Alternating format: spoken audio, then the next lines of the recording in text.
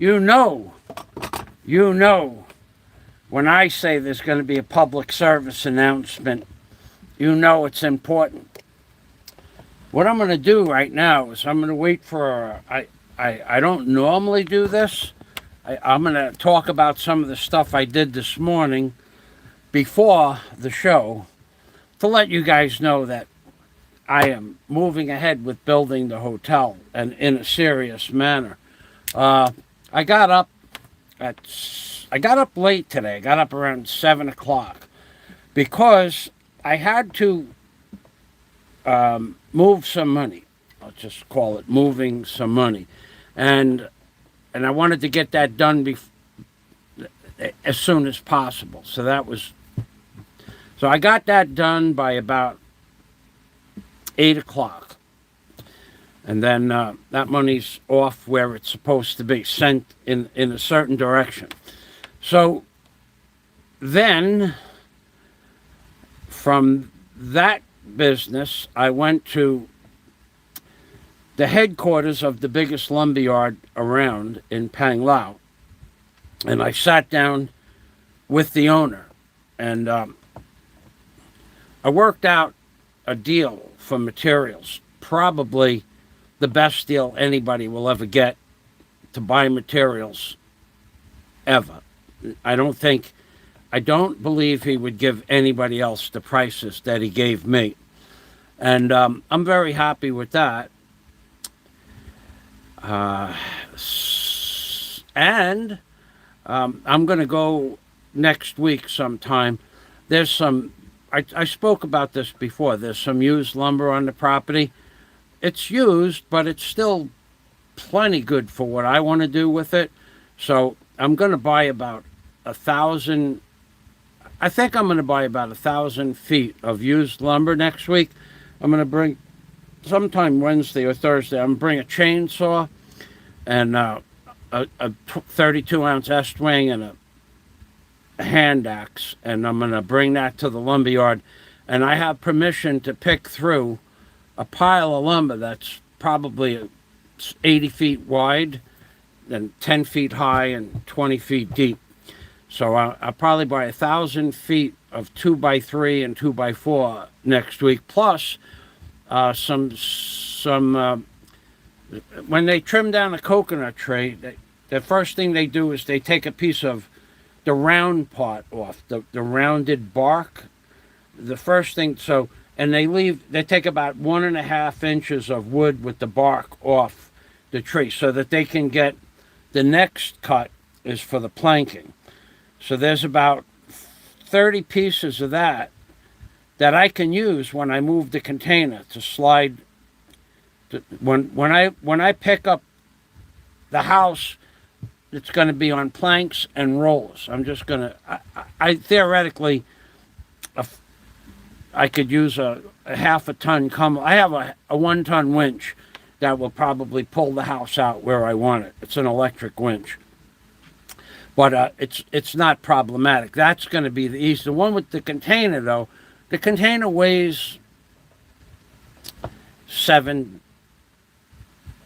tons, I would say, around 6 to 7 tons. Now, that, I'm going to pick it up, and then I'm going to put those 3x planking that you saw me stack a few weeks ago. I'm going to put that on the ground. If I'm going to pick up the container, and then I'm going to put those planks underneath there. And then I don't think I'm going to use rollers, but I'm going to buy about 10 of those pieces of the coconut trimmings. I'll put that on, and I'll just use it as fodder for skid plates. And then the container will slide around easy enough with the hoists. I have 35-ton hoists, 35,000-pound tugger hoists, 2 of those, and a 7,000-pound tugger hoist, 1 of those. So, and then I have a 1-ton winch. So I have a 1-ton and a half-a-ton electric winch, actually. So, no, it's a 1/4 ton, 1 ton and a 1/4 ton. So anyway, I'm good with that. So I went. That was my second stop to look at the materials there, and then I found a new source for a thicker grade of plywood, for the forms themselves. Because I'm going to buy bulk enough to build what I want to build initially, I got a discount of about, for the plywood, if the price he gave me was just about 12% less than what I pay for it in the city. About 12% less, and it'll be a free delivery. And then, but he didn't have this plywood the last time I went there. He has it now. And I found a new supplier for pipes as well. So I'll be ordering about 20 pipes and 200 clamps. Now, the clamps in the city, they were 38 pesos 3 years ago. Now they're 63. If I buy bulk of clamps, which I'm going to buy bulk of clamps, I will get the clamps for 45 pesos each. Now, bulk means more than 200 pieces. So I'm going to need 200 pieces just to get started. So because I'm buying bulk, I'm getting on the clamps, so 10% would be 6 pesos, 20% would be 12 pesos. I'm getting a 38% discount on the clamps, and I'll probably buy 300 clamps for the pipes. I don't want to keep painting pipes and clamps, so I'm going to right off the bat, I ordered 20 pipes and 300 clamps. Probably that's what I'll get, and 1,000 feet of 2x4 to build forms. So what I want to do now is I want to open up my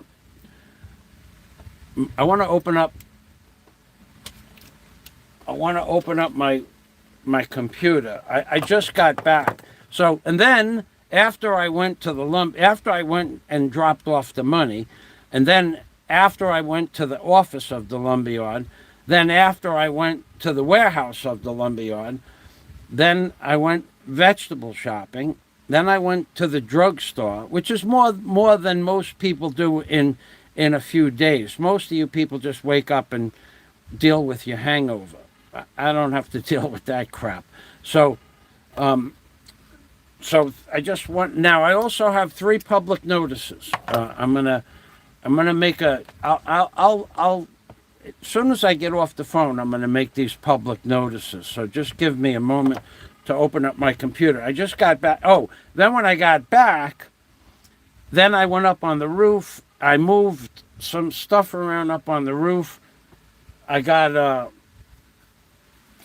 put the tarpaulin up there. I'm getting ready to finish the sheets of plywood up on the roof. I have 2 more sheets to drop down onto the deck. I filled up the chainsaw with gas and oil. I found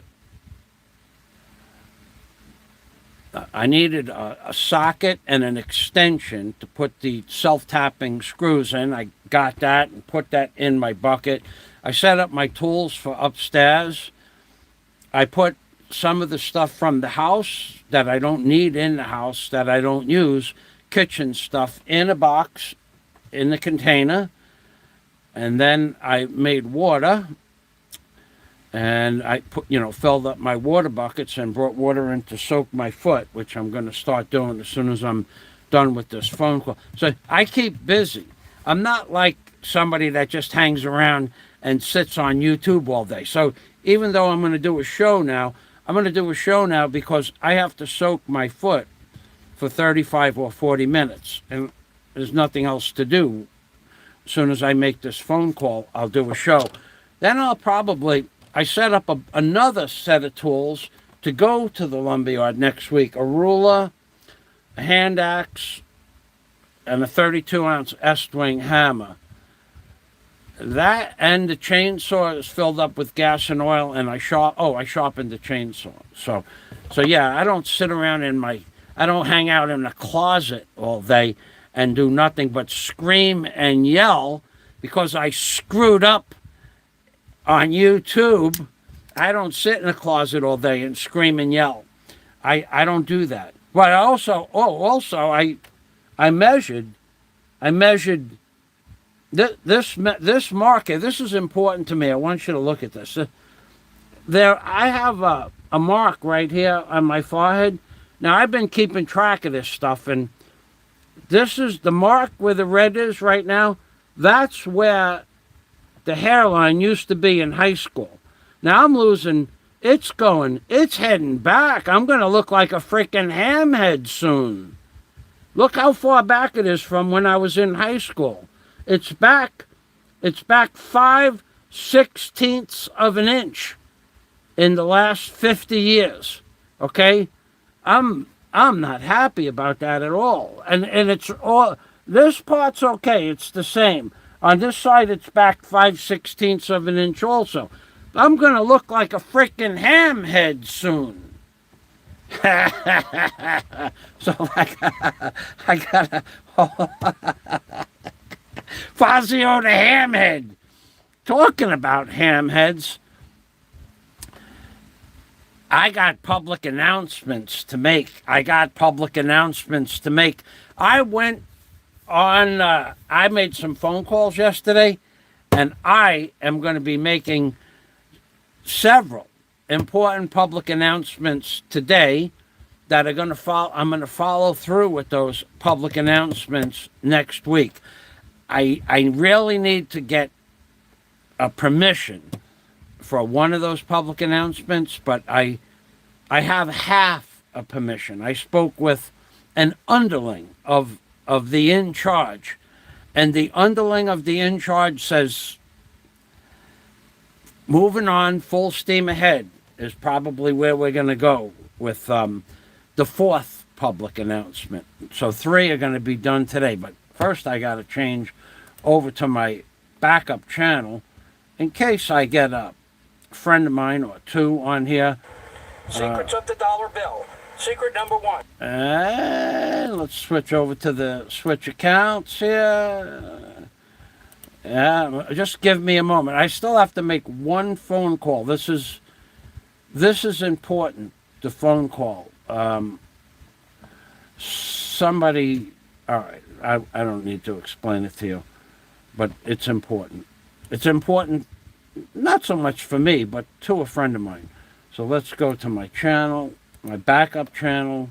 Yeah. Oh my God, I could see that red. You could see that very clearly. It's back 5/16 of an inch.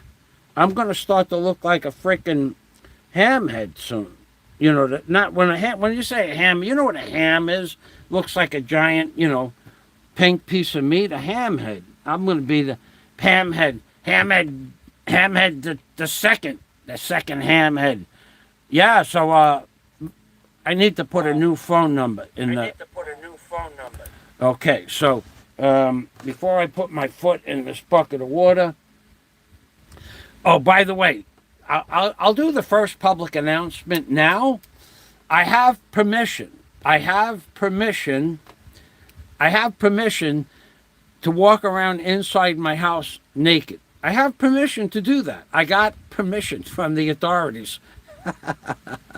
And how did I get permission? Well, because I went to the authorities. And I asked them, I said, are you allowed to walk around in your house naked? And they said, of course. So that's my first public announcement, is that I now have permission from the authorities to walk around inside my house naked. Imagine that. I actually went through the trouble of talking to the in-charge people, the authorities, the local, not only local, but further than local. I have permission to walk around my house naked. That's my first public announcement. Can you imagine that somebody had to go through that? Then I have another announcement to make. We're going to be doing something for someone soon. And first I have to get a phone number off my email. So, okay, that's no. Okay, all right. So that's that number there. Hold on a minute. Yeah, I just want everybody to know that when I'm in my house and I'm naked, I have permission to be naked in my house. And how did I get permission to be naked in my house? Well, called up I called up the authorities and I made an appointment with them, and and I hey, hello. Okay. Did you get my message? Okay, that's ready. Okay, what's up? I will give you. I'm doing a show now. I will talk to you in maybe this afternoon. What what time is a good time?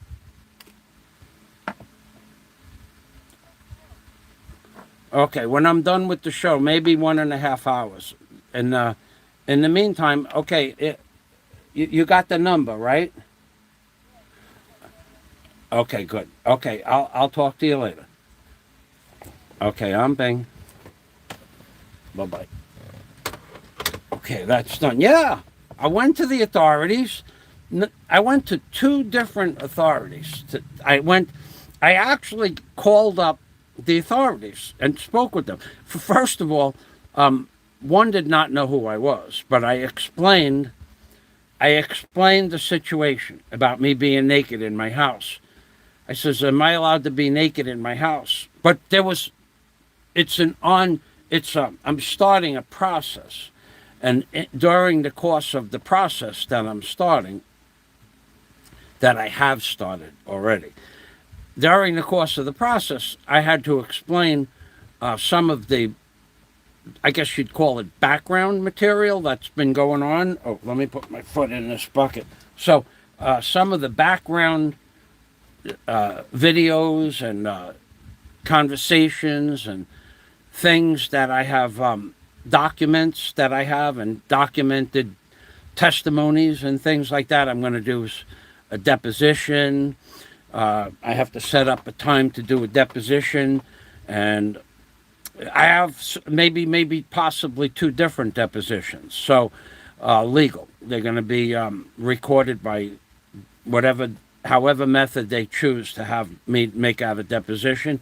So and during that course, I said to them, by the way, am I allowed to be, if I'm in my house, can I be naked in my house? And they said, of course you could be naked.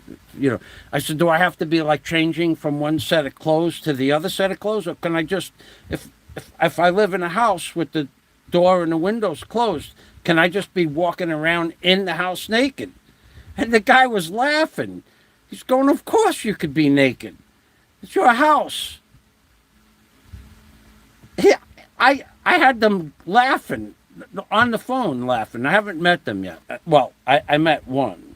One I met, that's a local one. Oh, so the local authorities. Now, I went to the local authorities late yesterday afternoon. I had to do something. I was looking for pipe.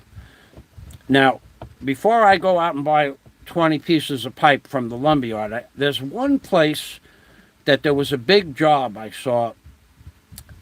I don't know what they did with their pipe. See, when you're done with the job, you're done with the pipe. And he's not going to be building. He's got permission to build. He built small little like rental units, they're like 8x10 units. I think he built 16 of them, and in one building. But he has a huge piece of property, like more than an acre, and he's got permission to build 8 of those buildings. So with the scaffolding and the pipes that he had, I don't know. So that's another thing I did yesterday. After I'm done with all my other crap, then I took a walk about a kilometer away from here, and so I don't lay around in my closet all day. I'm not a closet dwelling type of guy. So I also need the exercise. So now, not only did I look for pipe yesterday, but I found a new source of new pipe for today. Now, I only need about 700 feet of pipe to start off with what I want. So, and I can get it from either the lumberyard at a reduced price, well, at least half of that from a job that they had going about a year and a half ago. I saw the job. So now the first public announcement is that Michael Fazio went to one very, very specific authority with some documents and videos, and we had a discussion. They were sent out via the internet, and I said to them, "Am I allowed to walk around the house naked?" They said, "Absolutely." I have permission to walk around my house naked, as long as the doors and my door could be open. You can't see anything if I'm naked, unless I'm standing outside on the steps. You can't see anything. It's not like that. My door doesn't face the street. My door faces my yard. So I have permission to be naked with the door open, even if I want the door open. Not that I would, but I don't care, because the only thing that I can see, or only thing that can see me, is the equipment in my yard, the cement mixer. If I open the door, I can see the cement mixer and the rest of the equipment. And if the cement mixer was looking at me naked, there'd be a problem with that. I would have a problem with that. The cement mixer looking at me naked, I'd have a problem with that. I'm telling you right now. I'm not lying to you about that. So I have permission to be naked in my house, and I actually physically went to the authorities that I needed to get permission from. This is my second announcement.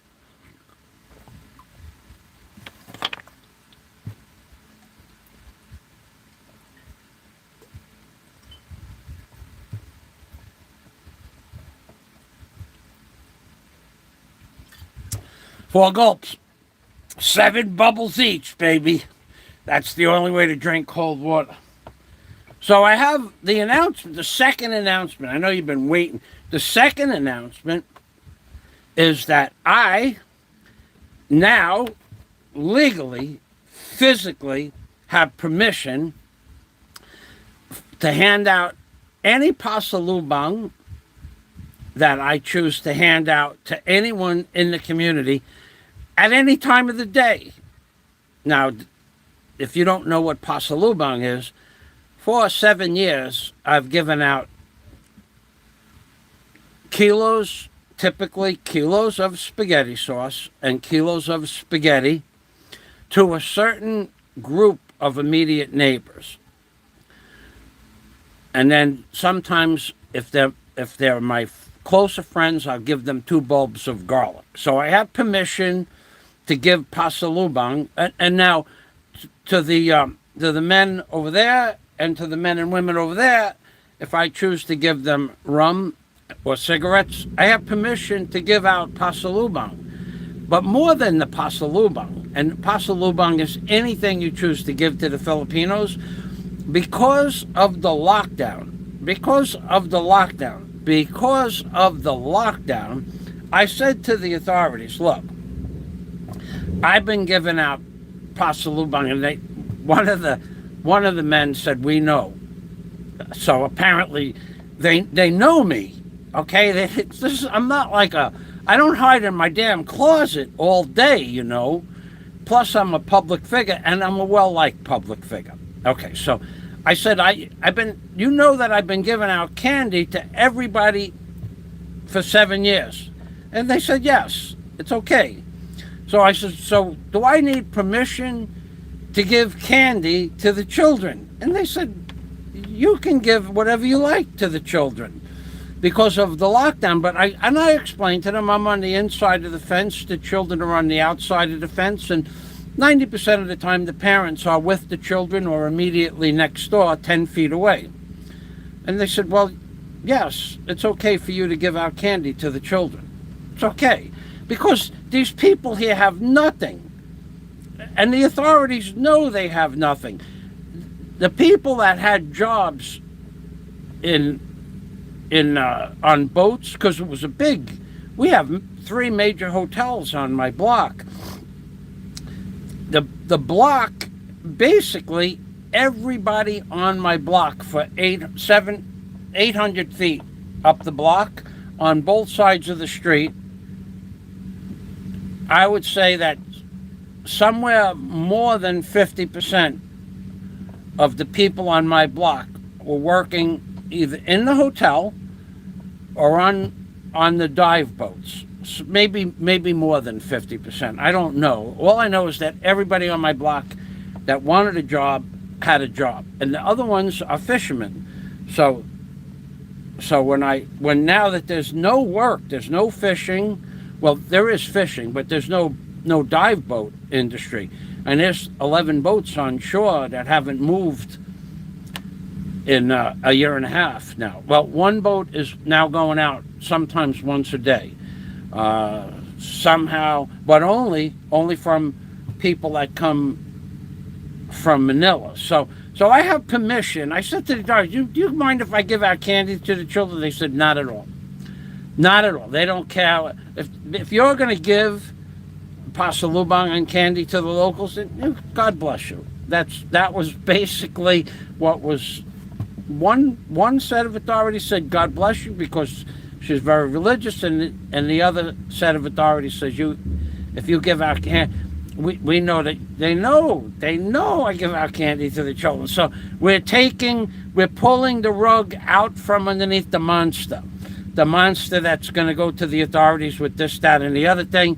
Go to your legal counsel and put that in the pipe and tell them to smoke it, and then you could blow the smoke up there, into there, in there. Well, you know where, because you're very familiar with that part of the body. You tell them to blow smoke in that part of the body, because I wouldn't even be surprised if you didn't blow smoke into something like that at some time. I mean, maybe there's a fetish. But anyway, you go blow the smoke, and I'll give the candy to the children. Now, the third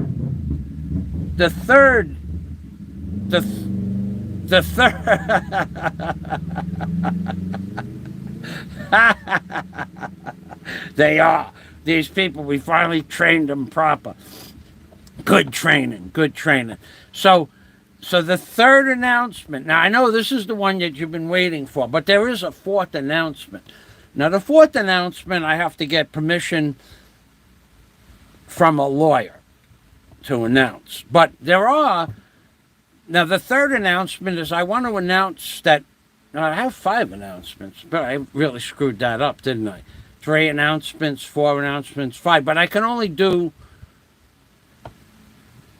3. I'll do the third one now, because I know you've all been waiting for the third announcement. The third announcement is that when I was accused, he's gonna get in trouble for I never got served. He can't talk about me having papers, and if I didn't get served yet. And now I'm going to give you the legalese on that, because I spoke with what you could consider my counsel. My counsel said, if a public announcement is made through a court system or any other legal public notice, like as in a paper, you go to there used to be newspapers that you'd read, and there'd be public service notices. Well, if someone was going to get a temporary restraining order against them, something like that, it'd be a public notice, and it would be up to you to know, to read that crap. I mean, I never could figure out what that was for, because there were, in a New York City newspaper, there were like, I don't know, the public service announcements were this big, and there might have been 2 or 3 or 4 pages, maybe 500 public service announcements. So, but my public service announcement, my third one, is that once a court document for a temporary restraining order becomes public notice, and I could give you the link for the public notices. Once it becomes public notice, it's public notice. Nobody can complain about that. Whether they're aware of the public notice or not, which, by the way, apparently this little party guy, this little monster, he was aware of the public service announcement. And he got upset. He got upset. He cried because all he does is crying and lying, lying and crying and crying and lying. Wait, you want to see somebody cry? Wait, just wait a few weeks when I make my fourth announcement. Just wait. I have to be deposed, and then I'm going to make a fourth announcement. And then I have to go to another agency after I get deposed, and then I have six announcements. And then we're going to be doing something special for a special someone. We're going to be doing some volunteering. We're going to be doing some volunteering of information sharing and communication via, I think they call it, electronic communications. We're going to do that too. And so first, before I do the one thing, I have to get deposed, and then I need to find out what I can talk about from that conversation. So then that conversation is going to build into something bigger, much bigger, in two different countries. Make no mistake about it. If you want to hear somebody lying and crying, when I'm done, they'll be lying and crying.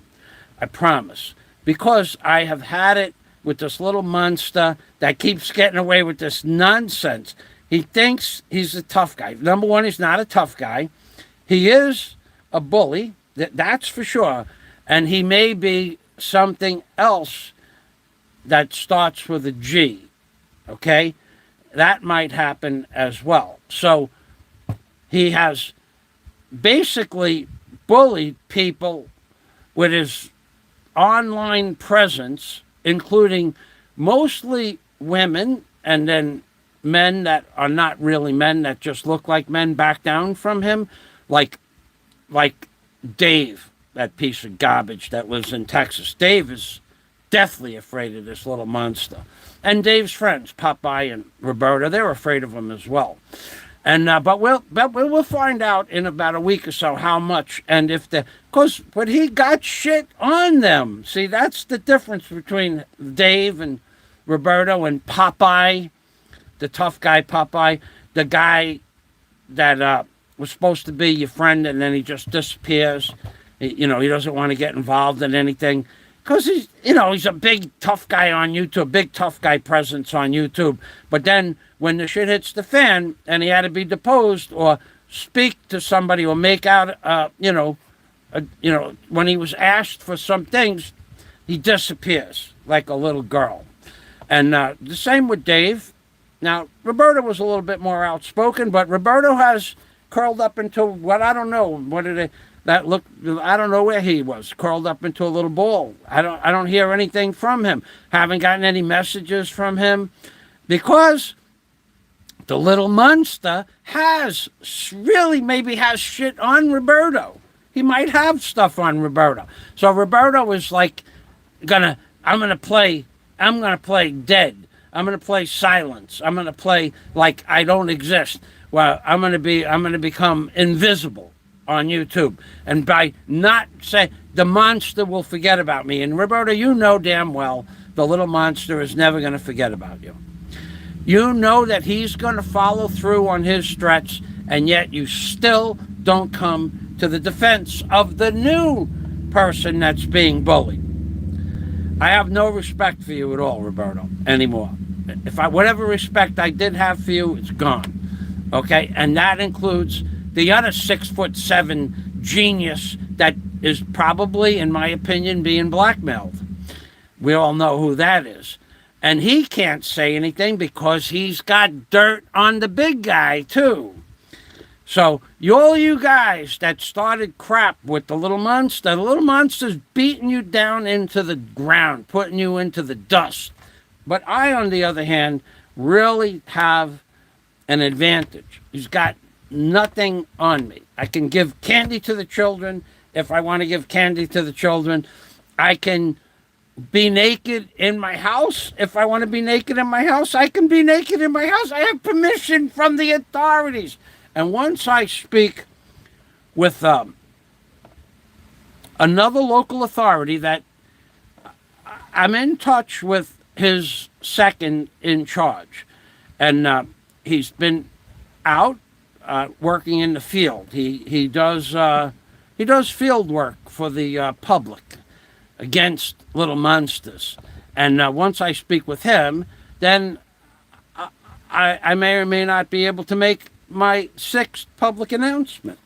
I have a lot of public announcements to make, aside from the ones I gave you. So basically, to sum it up, I have permission to be naked in my house anytime I want, as long as I'm not walking around where people can see me. And you know, I don't do that, and so do my neighbors. So, but, and they said if there was a problem, someone would have visited you already. But apparently, there is no problem. And if someone did interview the neighbors, they would find out that there's never been a problem, or never was a problem, and there never will be a problem. It's just all in a little monster's mind. We're doing the Monster Mash today. We're doing. We have Mr. Flywoods over here. I'm glad that you stopped by, Frank. Thank you. Hold on. Let me get back to my. I didn't see the comment. Okay. So, okay, you know what I was looking for? This is the channel you have the wrench on. I was looking in my Hoodwink. You don't have a wrench on my other channel. Well, Frank, you're welcome to leave links for your channel, for your TikTok videos. You have a wrench, you can do whatever you like with it, within, legal boundaries. But thank you for stopping by. I appreciate that. And I can give.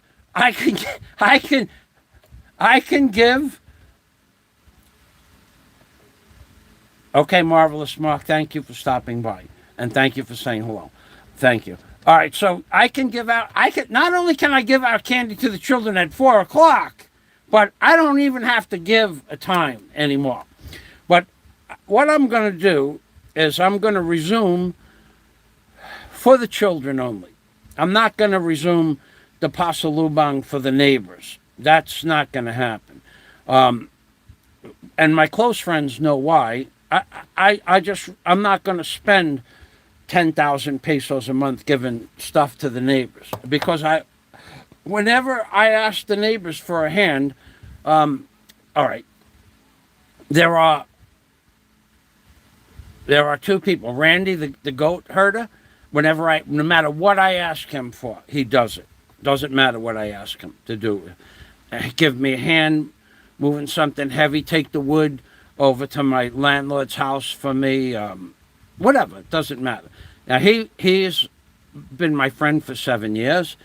And then another man who I called up this morning at just after 7 o'clock, and I says, I'm gonna need your services for about an hour. And he said, what time? And he showed up at 8 o'clock on the button. Okay, so, and now if I said to him, I need you to help me do something, no problem. If he has something in his yard that I want, no charge. If he wants something from me, now 7 years, we have a working relationship. He has a boat. I have fixed his boat engine. I don't, whatever I could do to help him fix his boat engine a long time ago, and there was a few hours work where I taught him how to break down his carburetor and clean the screen and clean out the jets and stuff like that. There is nothing that he won't do for me for free or assist me with stuff that I need him to do. And it's all, roundabout the neighborhood stuff.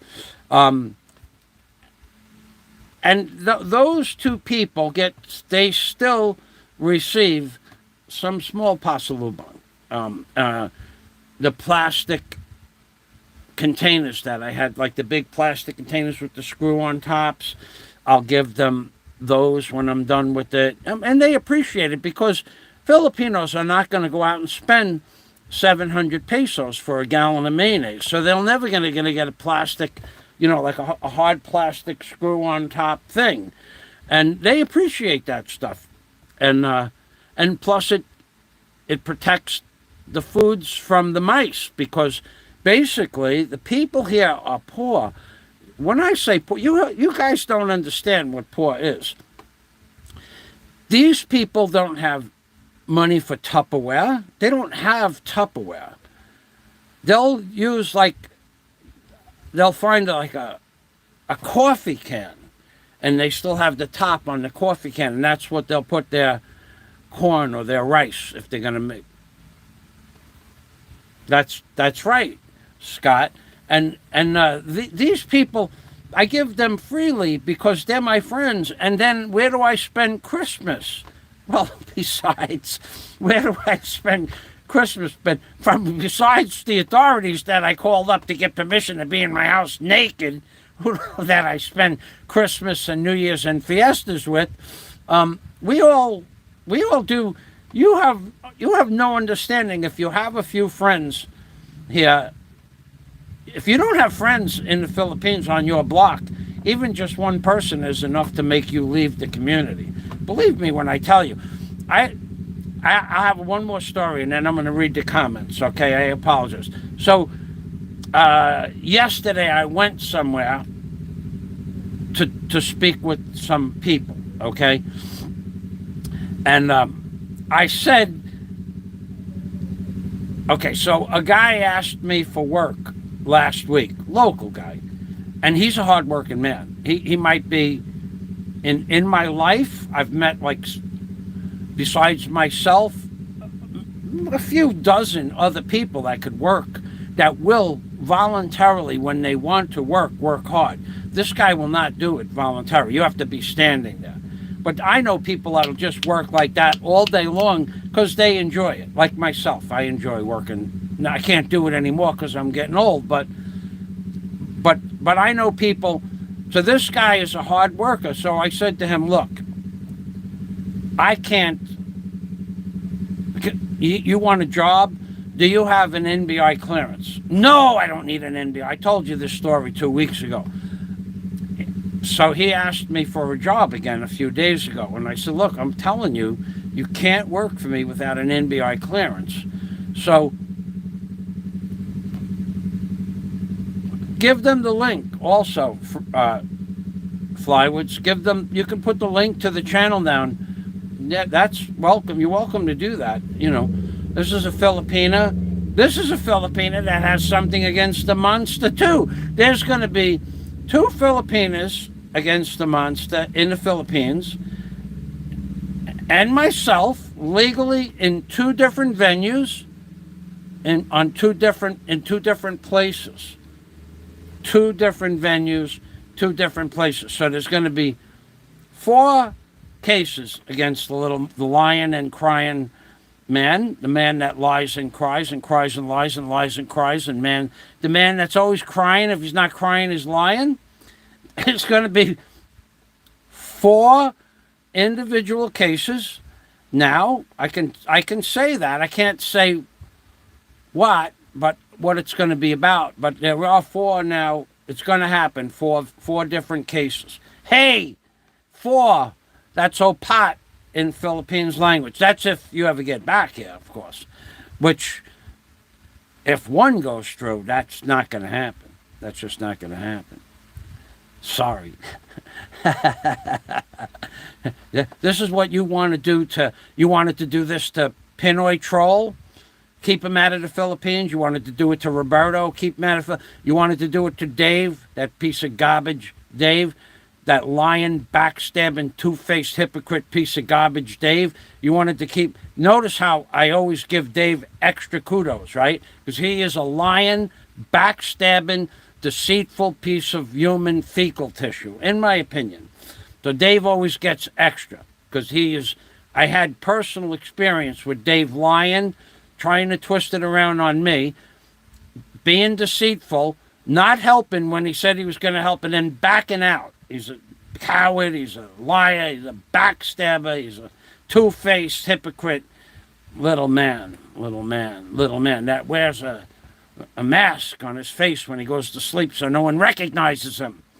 They have to pump air into him at night to keep him alive. That's unfortunate. So,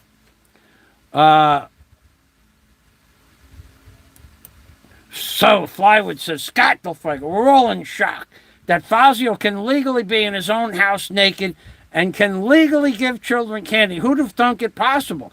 Well, I stopped giving out candy because the little crying and lying monster, he said, I'm going to go here, I'm going to go there and go here. And all the time you spent documenting that crap, stick it into the place where the smoke, that you blow the smoke up, in that place, the dark spot.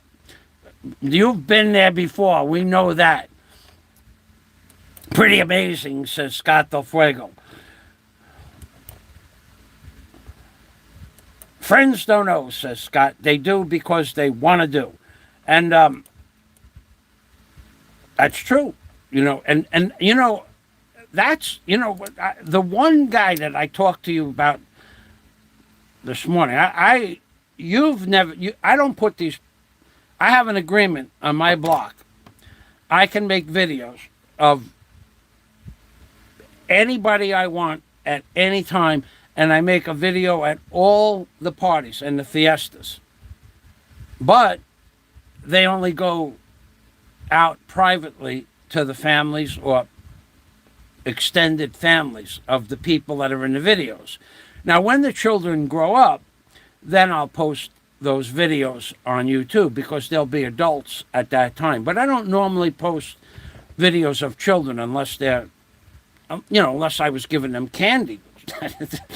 That's always good to have a video of you giving candy to the children because the lying and crying guy got to do something all day. He can't just sit in a closet all damn day. He's got to make notes to the authorities. So the authorities are going to be, I can't. That's the public service announcement number 6. I have to talk to somebody this afternoon if they're going to be in. I already did not call up this morning because I just didn't have time. I had to make my public service announcements. But there is somebody waiting, and being that I sent videos and documentation from 2 countries to this authority in the Philippines, it was very lengthy. It was very in-depth. There were several videos. Of course, I sent the transcripts with the videos, and there was talk of genitalia in the videos and young people. You know what I'm talking about. There was talk of that. Oh, yes, I spoke with the in-charge's underling. Oh, boy, she was not happy about that. So we're going to find out more about that later. Oh, yeah, the in-charge's underling said, no, sir, Fazio, not allowed. We'll find out how not allowed it is. So it may go nowhere. Sometimes you get lucky, sometimes you don't. Let's see.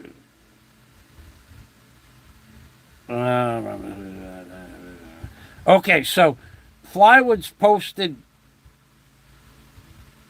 Ruby Galaza.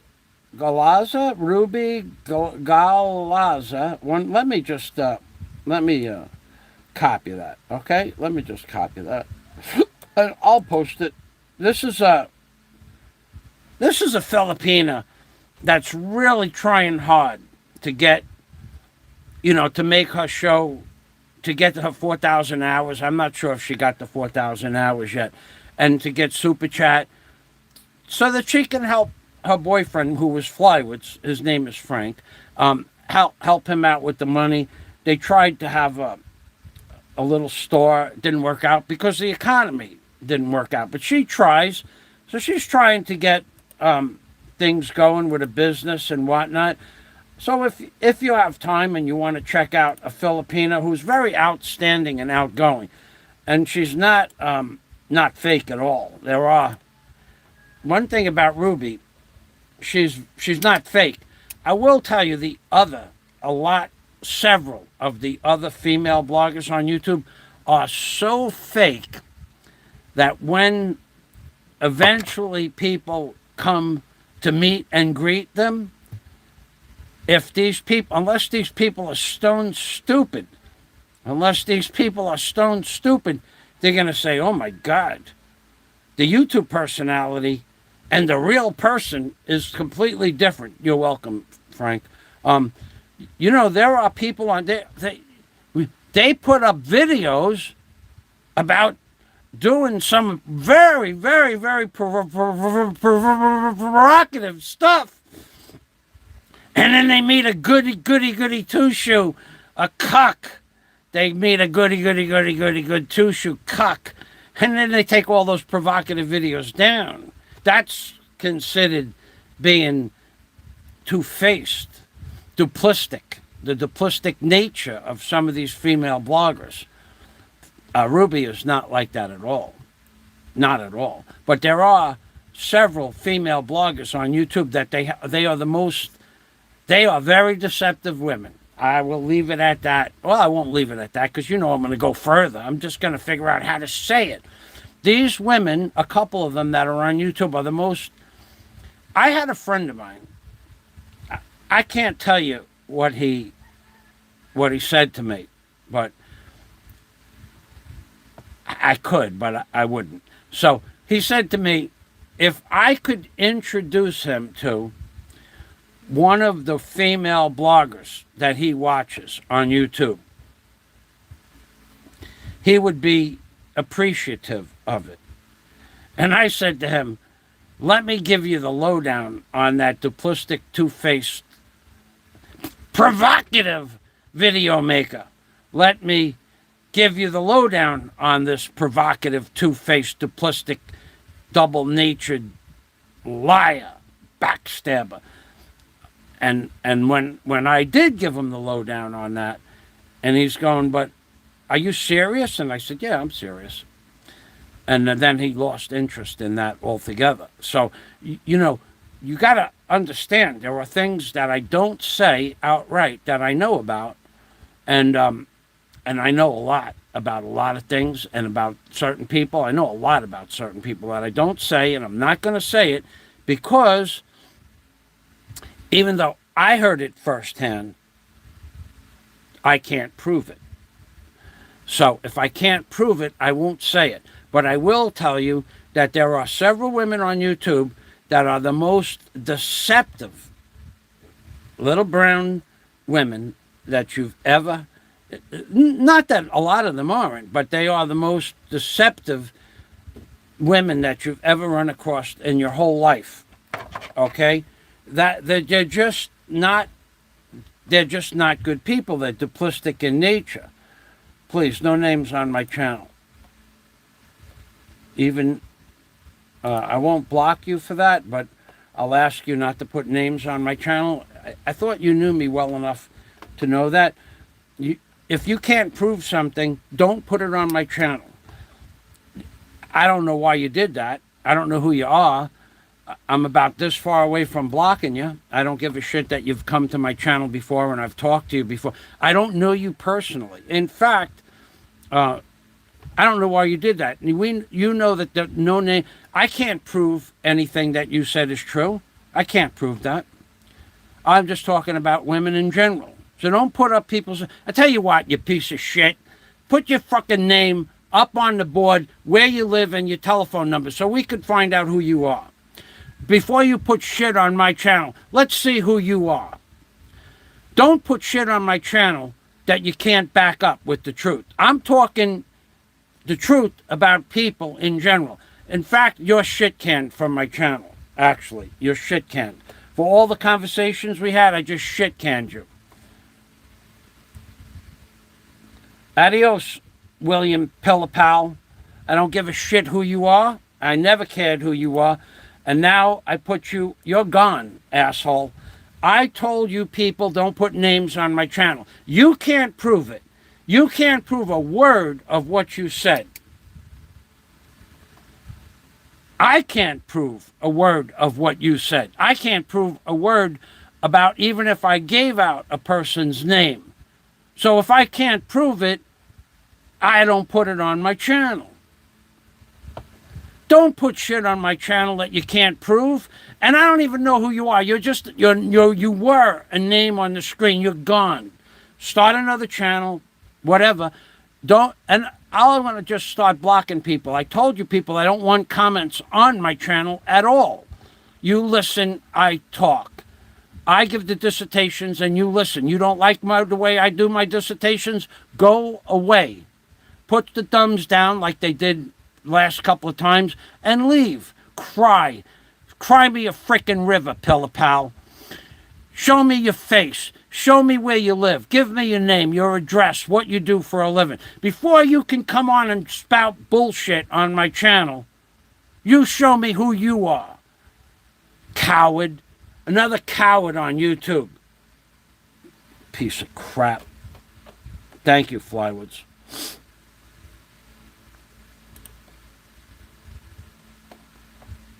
See, that's why I give you the wrench, so you can do the heavy work. Thank you. What a piece of crap this guy is, coming on my channel and throwing names up. Can he prove it? No. If you can't prove it, then don't say it. Not with a name. Now, I'm being deadly serious, okay? I am not going to, I have not left a comment on another channel except for Passport, and I leave innocuous comments. Interesting lyrics at 0122, 1 minute and 22 seconds. I don't put down who I think the lyrics are about. I don't put down people's names. You can't do that crap.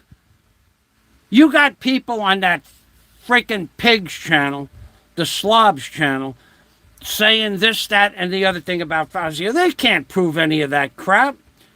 But there will be a reckoning for that one day. Now, I've never left a comment on the Slobs channel, positive or negative, under any of the 3 channels I could post under. Never have I left a comment. And if I did, a long time ago, I posted it underneath my Hoodwinked by an Angel page. And it wasn't a threat, and it wasn't an accusation. It was just a comment. I don't like you. Okay? I have my opinion about that. But this William Pillapal, you piece of crap, you come on my channel and you put people's names on there, and I could get a strike for that. Okay? Or somebody could flag that comment. You're a piece of garbage, Pillapal. Thank you. Thank you, Flywoods. You're a piece of garbage. You probably even know that, and you're still a piece of garbage for doing it, and you did it on purpose. You don't do shit like that on YouTube. I hear this shit on... Now, I could flag the Slobs channel all day long. Every time I go there, they're talking about Fat Fazio. We're going to go visit Fat Fazio. Nobody's ever coming here.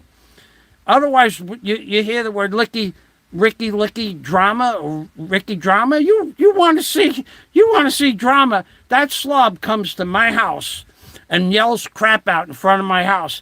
There'll be a video, drama video. There's going to be drama, more than he's going to want.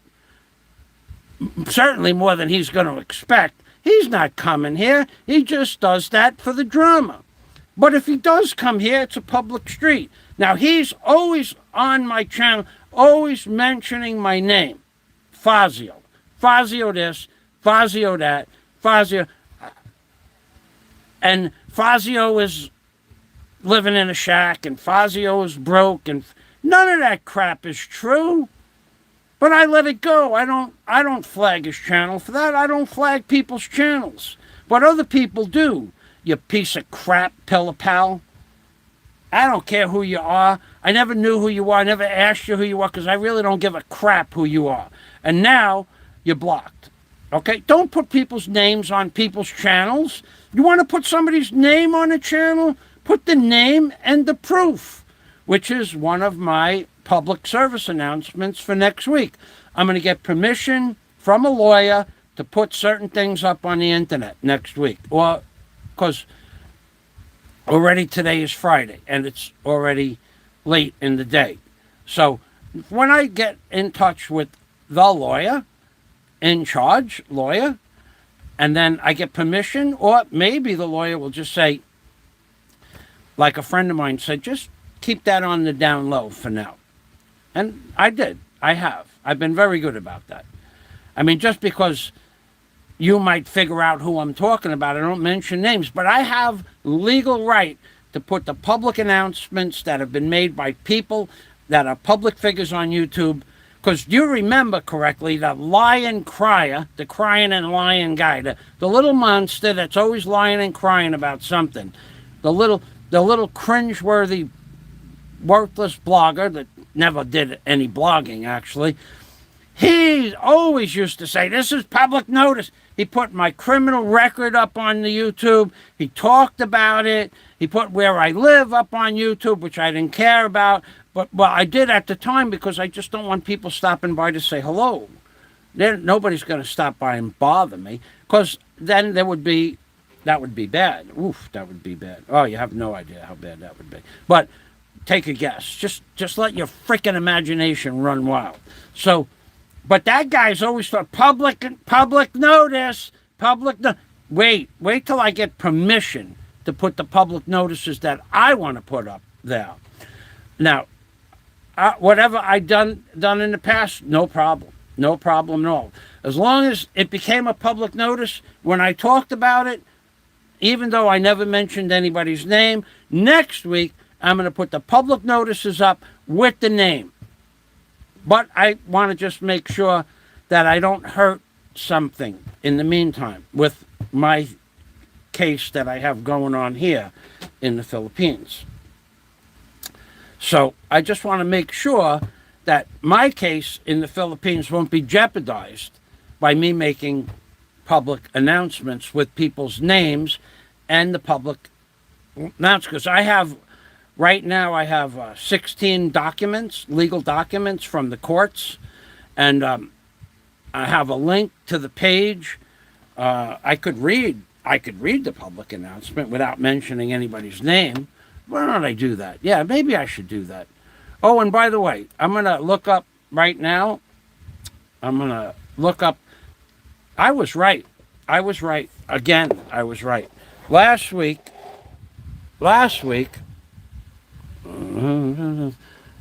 what did I tell you? Didn't I tell you last week that the peso to dollar rate, well, I cashed out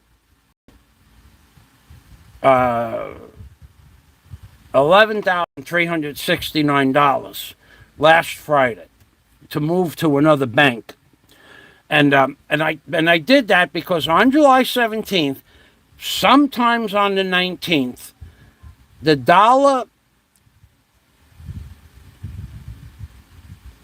peso to dollar is the highest it will ever go in the year in the summer on July 17th.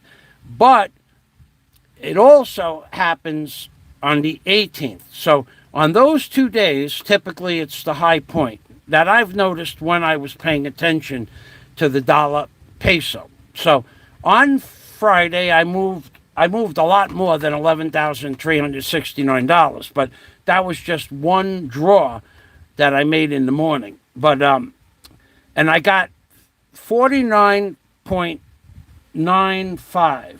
Let's see, what 49.95? That's that bank down. 49.95, but the peso was up around 50.3. Now, that day was the 17th. Saturday, I couldn't go to the bank and make a draw, and on the 18th, what's this day? The 18th here. On the 19th, which was Monday, the dollar did go up. Where was this? The peso went up to maximum 51.12. Okay, so I lost 3,000 pesos by not waiting until Monday. But I wasn't sure of Monday being a high point, but I was sure about Friday, the 17th. I just had a premonition. So now if I refresh this page, which I'm going to do, the peso is 50.31. Now I grabbed it at about 50.35. Now, although it did go up on Monday, I never thought it was going to go up on Monday. It was possible, but it did go up on Monday. But what I will tell you is that when it went up on Monday, it was 4 o'clock in the afternoon. So I couldn't have grabbed it at 51.30 or 51.12 because it went up after banking hours in the Philippines. So I grabbed it at 50.35 and it went up to 51.12, but it did that at 4 o'clock in the afternoon. And I don't move money electronically because I don't put that stuff in my computer. So I was right about that. I just want to tell you I was right about that. Now, the court documents, you can't see those, but I can read them. Let's see, where is that? Okay, this is for another country the documents are in. Soon there's going to be documents in the Philippines, too. So, oh, I lost the page. Okay. When I had to do something with my computer yesterday. I defragged it. I defragged my computer. My computer was taking 90 seconds just to go from one tab to the other. So that was not good. All right, so let's get over here. Let's go to visit the library, listen to oral arguments, give feedback. I can give you the link where this is, and I could tell you how to go to see the documents. There's a lot of documents now. Oh, God, there's a bunch of documents now. I tell you what, that's what I think I'll do. This is legal to give out this information. I'm going to copy that, and this is for the... Okay, so this is for legal documents in the state of Hawaii. Now, I'm not going to put any names on my channel, but in the state of Hawaii, this page that I'm going to give you, and then I'm going to show you this page here, this could be like part of the 7 announcements. This page here, you're going to want to go, when you get this link, you're going to want to go to eCourt Kokua. eCourt Kokua. Then, when you get there, you can put names in there. You can put your name in there and see if you have any legal documents, against you. You don't know. So here is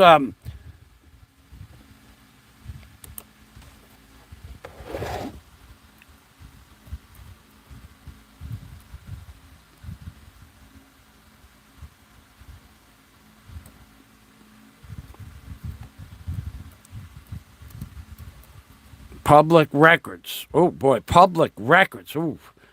Hawaii Public Records. C-O, spelled C. R-E-C-O-R. Hawaii Public Records, okay? And then what we're going to do is we're going to post this 3 times. And then you can go to this page, if you like, and you could decide to put in people's names. Pick a name, any name. Pick a name, any name. And then you can go and look at the public records.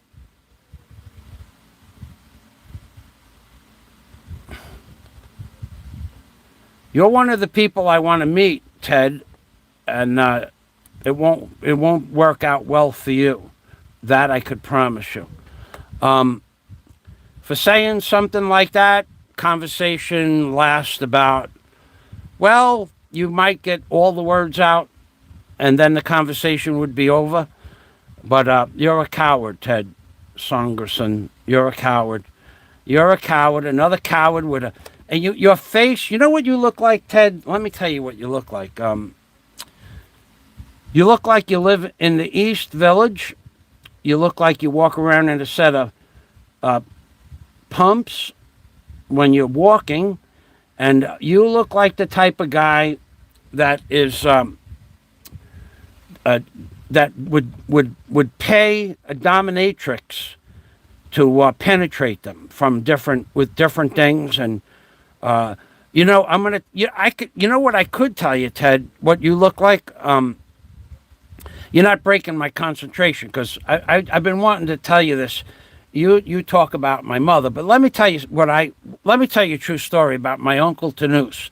Okay, first of all, backstory on Uncle Tanous was in the Italian world and families and so on and so forth. In that world, people will school you in certain things. Okay, so if you want to break into the Italian customs, there is going to be somebody that's going to take you, what they call, under their wing or in the cradle, and they're going to nurture you in the things that you need to know to do the things that you need to do. Well, my Uncle Tanous was one of the guys that took me in to teach me a trade. Let's just call it a trade. And Ted Songerson, one day, now my Uncle Tanous would bring things to people. He would get things from people and then bring things to people, mostly money. And one day we had to go to the the west side, and this is who you remind me of, Ted Songerson. This is a true story, by the way. I'm not making this crap up. So one day, on the west side of New York, down in the low streets, not so far away from the World Trade Center, that used to be more than the red light district that you understand, a red light district. It was the lowest forms of humanity in the world. I mean, the lower west side, if anybody remembers the lower west side, was nothing but prostitutes, homosexuals, and at the time, gay bars and gay strip clubs. But there were also the fetish clubs. And this guy, Ted Songerson, he reminds me. So my Uncle Tanous, and now I would go with him because we were moving money. We weren't moving like $20 or anything like that. So we get to the club, and there's a guy. This is Ted Songerson type of. This is what he reminds me of. I'm not saying it was not Ted, but he reminds me of this guy. There was a guy on his hands and his knees. Wait now. The guy has a leash, a collar around his neck, a dog collar. Okay. Now this, I can't tell you what the woman did to him. I could do it without words. Okay, so and the woman has him on a short leash. That's what. Now I know Ted Songerson is not that guy, but he reminds me of that guy. The face, the beard, and the guy had a beard just like Ted did, and the guy is on all fours, on his hands and knees. No, he has shorts on, so he doesn't have pants and no knee pads or anything like that. And he's walking. The woman is walking him like a dog in front of one of these fetish clubs that we had to pick up money from. And the woman is telling the guy to bark, and he's barking. But she didn't like the way he was barking. That's why this guy with the beard, Ted Songerson, reminds me of this guy. Now, you could believe what you want to believe. You could believe I'm making this as I go along, but I'm not making this up as I go along. So me and Tanous are standing there watching the show. Now, this wasn't just this one woman that had this guy dressed up as a dog. And he had little dog ears on, and he had and she had like a chain, and so she's not happy about the way he was barking, and she's telling him to bark louder. and the guy is not barking loud enough. Now, what would you do to make the dog bark louder? What would you do? If that was you with the holding the leash, what would you do? Obviously, there's just one thing to do. You get behind the dog, because the dog, I gotta tell you, dogs don't wear pants with, the back part in case they have to go to the bathroom. You get behind the dog and you put your high heel.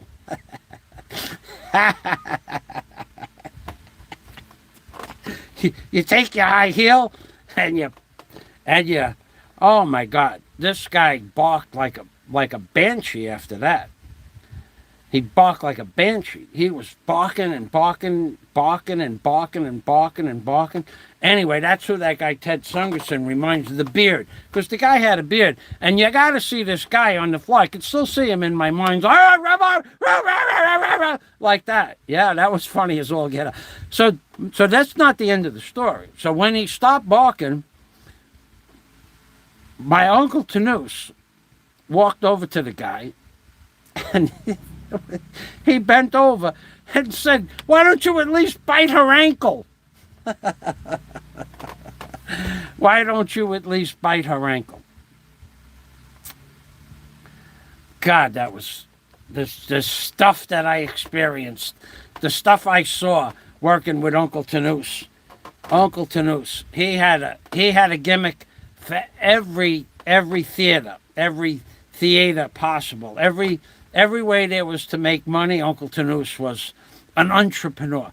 He had business cards made up. He was 3 different Jewish names in the garment district. He had a suitcase, and he had 3 different Jewish names and an Italian business card and his real name. Two Italian cards with his real name and then a fake Italian name and 3 different Jewish names. This is how serious Tanous was about working the garment district to his advantage. Tanous had an angle for everything. So he went so far that a couple of hours a day for several months, he learned Yiddish. So he could talk Hebrew to the guys in the garment district. And he would buy bolts of garments, many bolts, maybe 10, 12, 15 bolts. And that's where they have the hand trucks going down the street. He'd buy the bolts from one guy and he'd sell them to somebody else until he built up a trust where he could get any amount of bolts that he wanted, and then he bolted with a truck.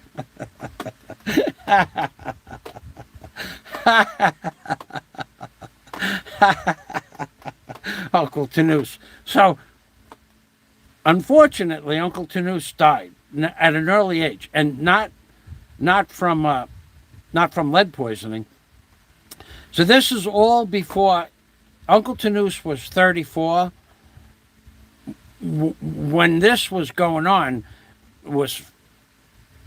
I was 25. Well, I had met Uncle Tanous when I was 21. But by the time I was 25, Uncle Tanous took me underneath his tutelage. And he was breaking me into the business. He called it the business. Whatever business it was that day. So Uncle Tanous, when he was 34, that's the... I can't tell you that story.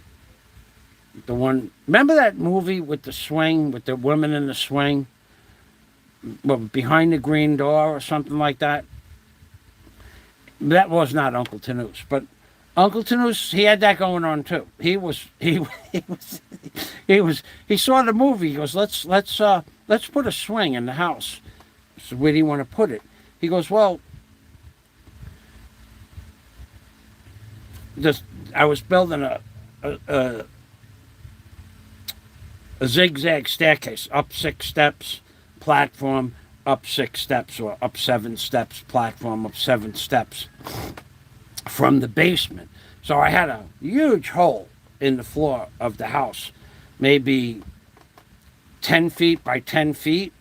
And then, of course, I was going to put the railing. And I have pictures of this. So when you people doubt what I say, one day I'm going to tell you this is Uncle Tanoosa's house. This is the hole that's in the floor. I might even have pictures of the swing.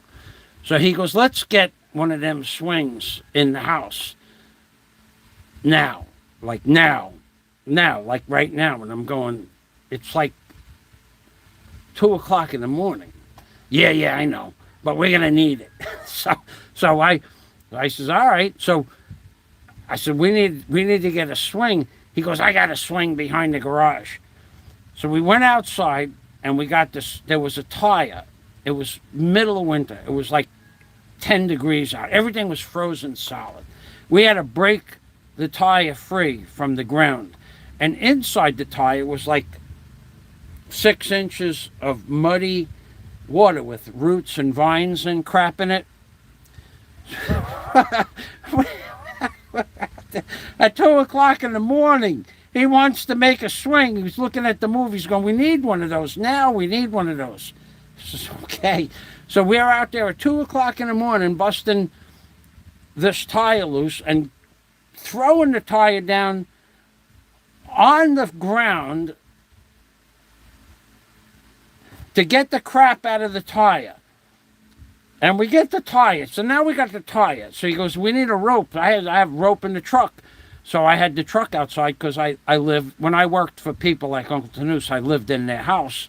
I would stay in their house for 1 or 2 or 3 months, whatever.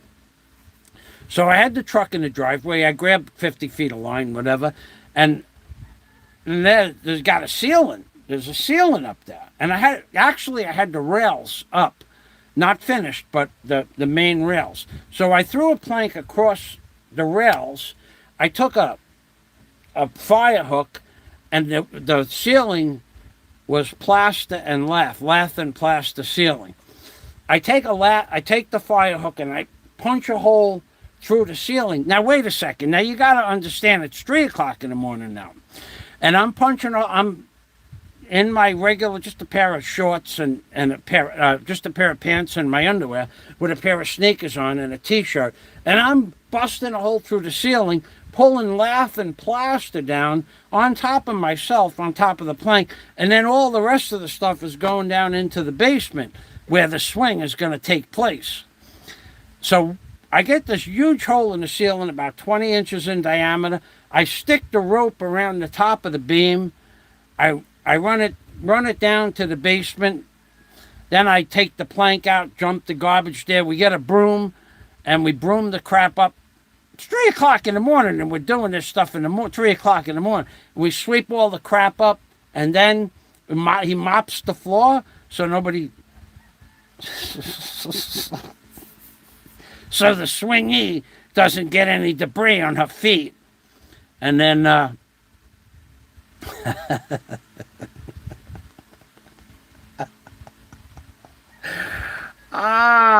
Suzette. We miss you, Suzette. Holy macaroni.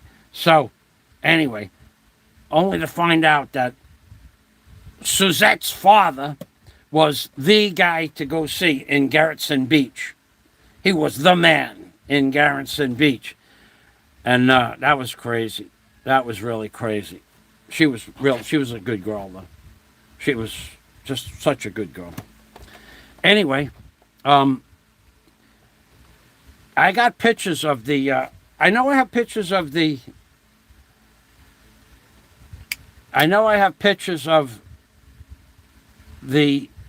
railing, and I know I have pictures of the finished staircase. I built custom bunk beds for his daughter. I put a custom bathroom in upstairs for him. I did a kitchen. I did all the tile work in the bathroom. I did that myself. And so anyway, now Uncle Tanoose, the reason I started talking about Uncle Tanoose is that, so Uncle Tanoose is 34 now, not now, but at that time, and he had a daughter, she was 12 years old, and he literally goes to Guatemala literally goes to Guatemala because he was such a sick person, mentally handicapped. He was mentally deranged in so many ways. You gotta love the guy, and but he was a good man, and everybody. Uncle Tanus had two philosophies. Everybody eats. Everybody eats. Everybody he worked with made a living. Everybody eats. Nobody gets screwed. Then, from that part of the philosophy, nobody gets hurt. If everybody eats, everybody's happy. And the second philosophy was, don't screw me. That was otherwise there'll be no more food at the table. So anyway, he's a maid. He's a very Maine man, very Maine man, and he brings his daughter. He goes to Guatemala and he goes to a monastery in Guatemala to make sure it's a legitimate monastery for children and it's safe. He comes back to America. He gets his daughter and he puts his daughter in the monastery so that she would not grow up in New York City. So, and I had just made beautiful custom bunks. I have pictures of the bunk beds that I made on another drive. Custom bunk beds for her, and if her cousin stayed over the house. So she would come back, of course, on her vacations. But anyway, so this is Uncle Tanus and I are friends for 10 years. Okay, so when he's 34, I met him when I was 20 years old. So I was maybe 29 years old. When he was 34, he got diagnosed with an incurable disease, and he only had like a certain amount of years to live. There was nothing they could do for it at the time. So for 2 years, he plans a party. It's a going away death party, and he invites. I am talking about probably 500 people from every scandalous thing he ever did in his life, and anybody who he ever met that he worked with, everybody that ate. He invited all of these people, hundreds of freaking people, every freaking gangster in America. He invited them to his house. And then he announced that he only has like 2 more months to live. And when the party's over, he's going to get on a jet plane and no one will ever see him again. Now, this is 9 years I was friends with this guy. And we had this, there were lobsters, there was steak like you wouldn't believe, the best steak, shrimps, the big giant shrimp cocktails. He probably spent $40,000 on the party. There was a band. There was everything that you could imagine. It was like one of the greatest parties that ever existed. And at the end of the party, he got into a limousine and left, and no one ever saw him again. Now, I know that he was sick, and I believe he just went someplace to party. That was his main goal in life. There's probably a swing in half a dozen countries with his name on it. Shit. So, that's my story. So let me get to the public records now. So, now did I get to the public records? Yeah, the public. So if you go to the, so now if you go here and you click that link I put in the box here, I'll put that link in there again in case you didn't get it. Let's get right here. Let's get that up there. That's 1. That's 2. This is an important link. If you take this link and you put that link into the, or click that link, it's going to bring you to a place, Hawaii Public Records. And then pick a name, any name, because it's public records. Now, when you get to that link, you go to this page here that I'm going to show you. Okay, you go here. The E-Court Kokua.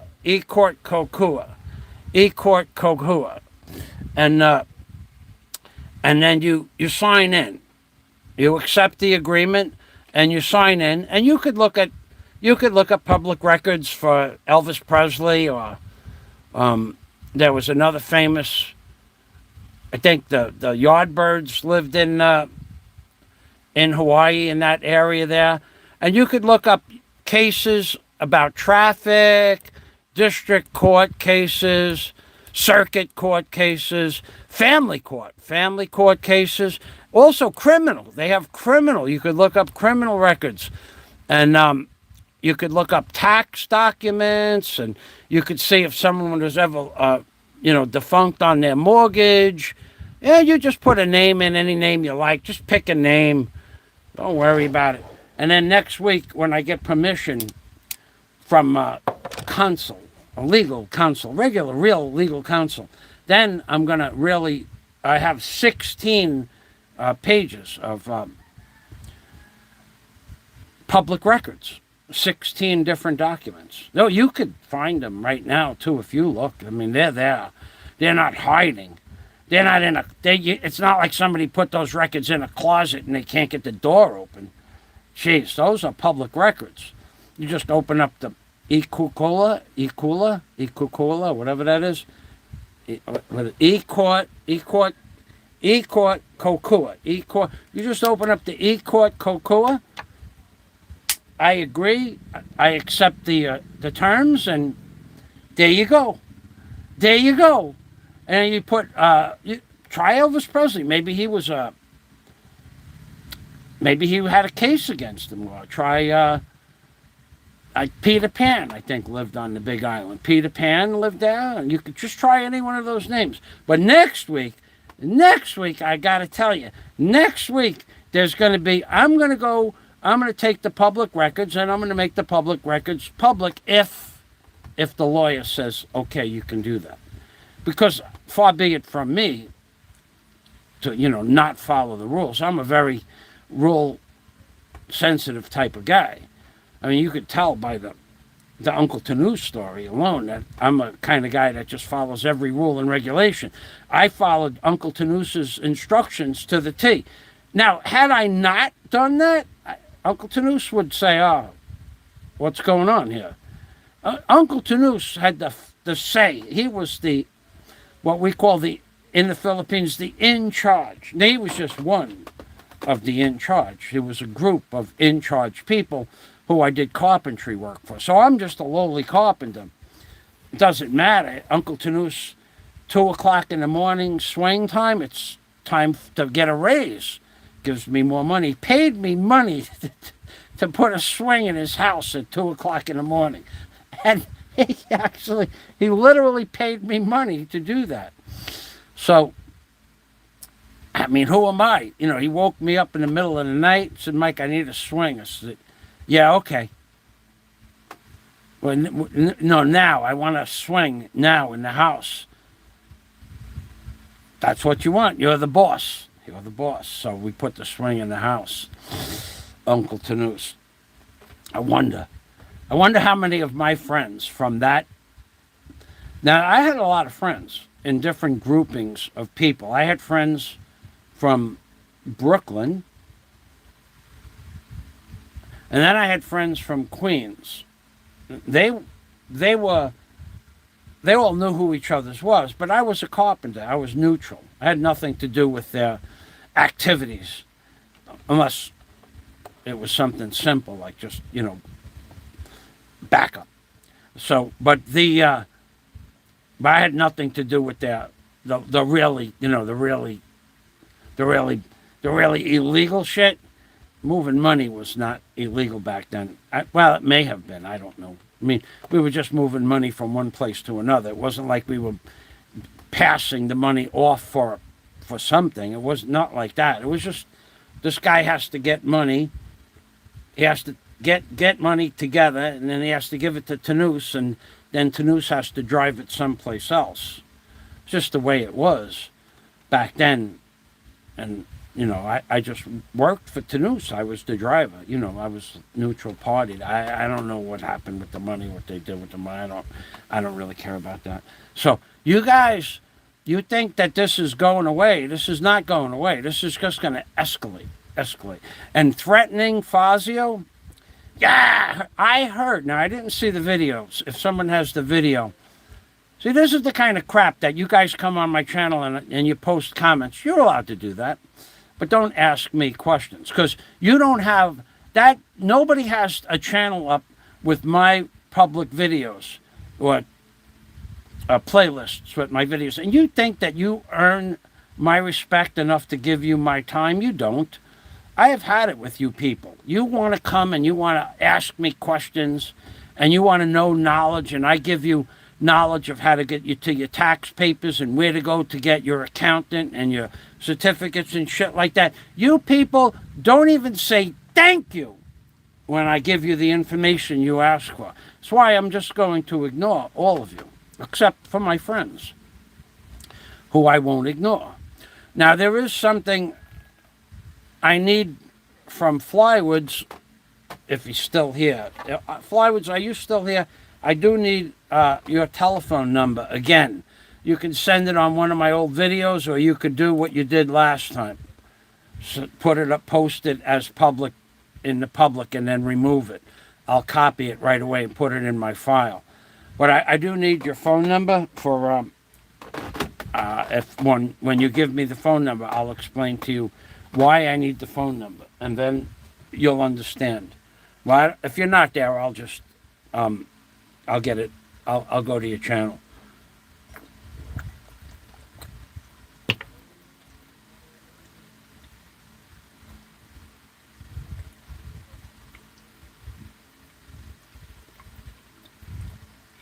You counted the bubbles, right? 4 gulps, 7 bubbles. That's how real men, drink their water. I heard, I don't know where the video is. I don't know if anybody has the video, but I heard a guy was crying about Fazio. Fazio this, and Fazio's that, and Fazio's in trouble, and Fazio. No, I'm not in trouble, dude. I'm not. Maybe you are. Maybe. See, I said maybe. Disclaimer! Disclaimer! Disclaimer! Maybe you are in trouble, but I'm not in trouble. And you are gonna, he can't. Yes, I can. And I am. I heard, Fozzie, he can't do. Yes, I can. And I am. And you are. You are, it's gonna, oh my God, what's gonna happen next. You have no idea where we're going next. And don't tell me all this crap that you're gonna send family. I don't give a crap about your family coming here. It don't bother me one bit. I was talking to somebody this morning about that. I won't tell you what he said. Anyway, yeah, that you don't scare me, dude. You might scare other people, and apparently you did, and they are bringing that into the light of day. You have threatened, insinuated threats, actual physical threats. You have done this to so many people. There are so many videos of you threatening people, women more specifically. There's document after document after document, and if it goes through, well, then you'll eventually stop. You'll be stopped. The monster will be stopped in his tracks. But don't threaten me anyway. I don't care that you threaten me. I can't do anything about it. I have no intention of doing anything illegal about it. But you running your mouth like that, you just digging yourself a deeper and deeper hole. I'll get that video. I know you don't have your face in there. The people I'm working with now, they don't give a flying crap if your face is in the video. They don't care. They don't care. Between what's going on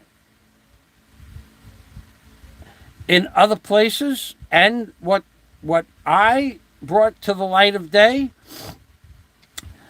they don't care about your face. they're not even interested in seeing your face. Well, they're going to be interested in seeing your face, but they don't care whether your face is in it or not. They don't. Not every agency has to have a face to make a case. No case, no face is not going to work, in other words. So you're going to be in the doo-doo land, the way that they say that the doo-doo land, that's like when you bring your dog to a campground and there's a special place for your dog where the dog is allowed to, relieve himself. You'll be walking through doo-doo land with a blindfold on. Soon, sooner than you think, soon. Italian word, sooner than you think, sooner. It's going to happen. It's happening now, right now. There are people listening and reading crap right this minute that they were given to read and review. Now, I don't know what's going to happen. I don't have a magic, magic 8-ball, but I would think that you're behind the 8-ball, at least from one of the two agencies. Yeah, baby.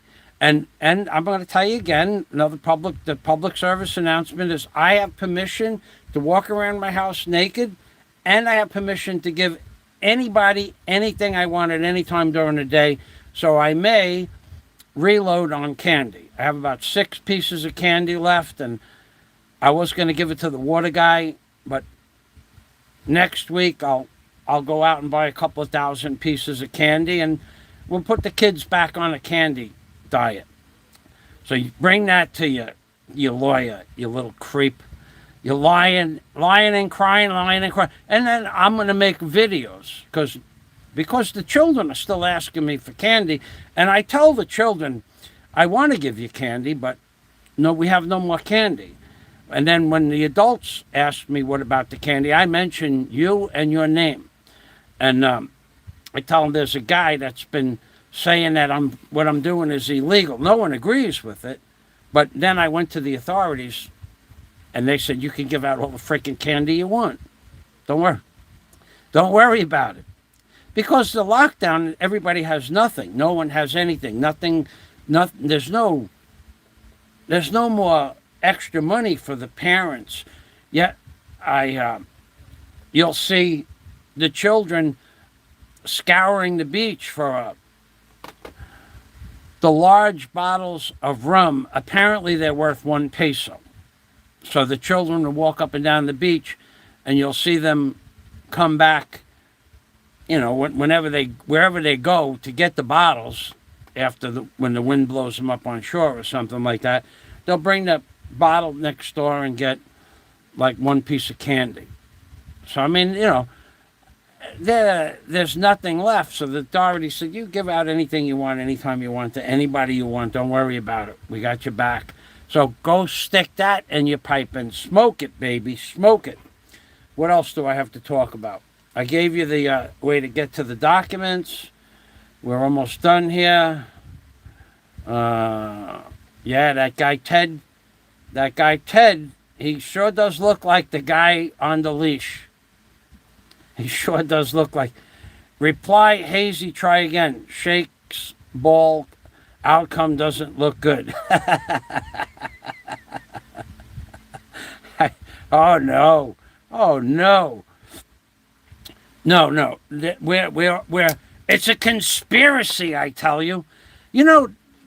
I've been watching videos about this so-called the most famous YouTube blogger.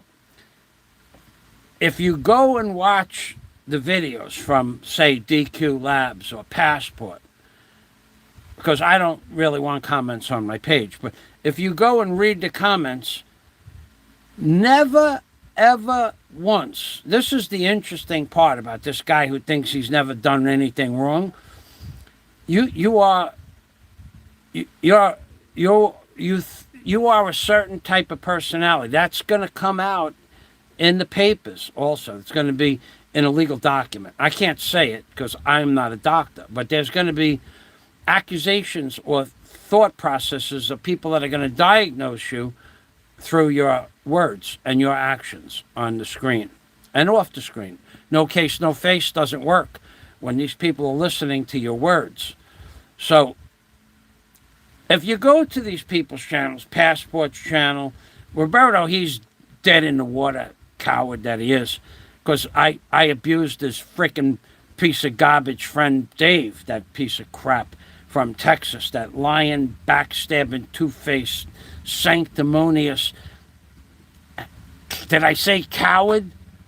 Creepy little man that was going to help, and he's going to do this, and then he go, well, you know, I can't do this, and I don't have those. You lying piece of crap, Dave. And then because I talked the truth about Dave, then Popeye stopped talking to me, and then Roberto stopped talking. Even though they know that Dave is a lying, backstabbing coward, they know that. They still took his side because they're friends on this thing called Discord. Now, if I had a friend like Dave, first of all, I wouldn't have a friend like Dave because Dave's a piece of garbage. I don't have friends that are pieces of garbage, lying, backstab. Because if they lie to other people and backstab to other people, then they're going to do it to me eventually. So when Roberto took Dave's side, I dismissed Roberto as anything less than subhuman because he's taking the side of a lying, backstabbing, deceitful, duplistic-natured man. So, you know, that puts Roberto in the same boat, and Popeye too. Don't make any mistake about it. And I know why you're afraid of the little monster, because he's got stuff on you that might just work, and he is relentless. But you should have come forth when the time, you should have told Dave to take his friendship and stick it where the sun doesn't shine. I'm not like that. I don't have friends like that. When I see somebody is like that, I don't have anything to do with them. So if I had a friend like that, and I didn't know about it, and then I found out about it, I'd disown him as a friend.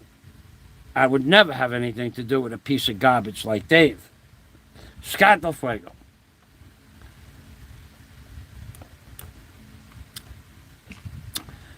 So I was talking, I'll be right with that comment, Scott.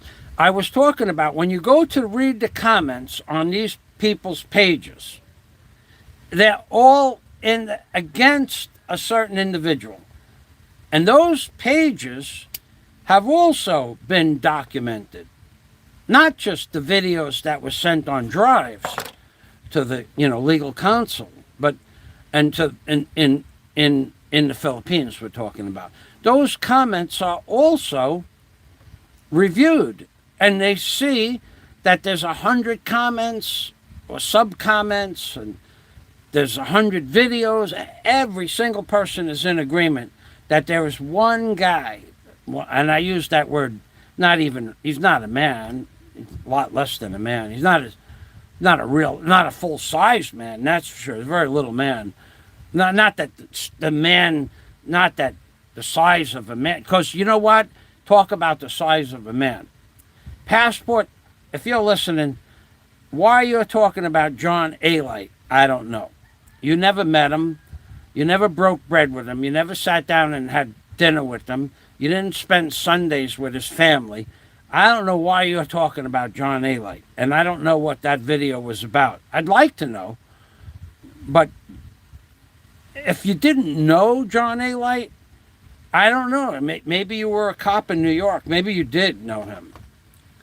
But that would have meant you would have come out at 106th Precinct, and I don't think you did. So, I don't know why you're breaking his chops. Not that it would matter. He's not concerned about you making a video about him, but I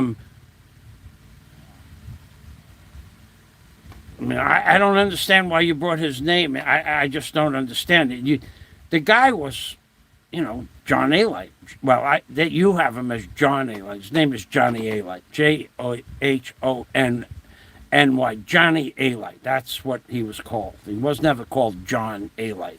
Maybe the documentary's on TV. But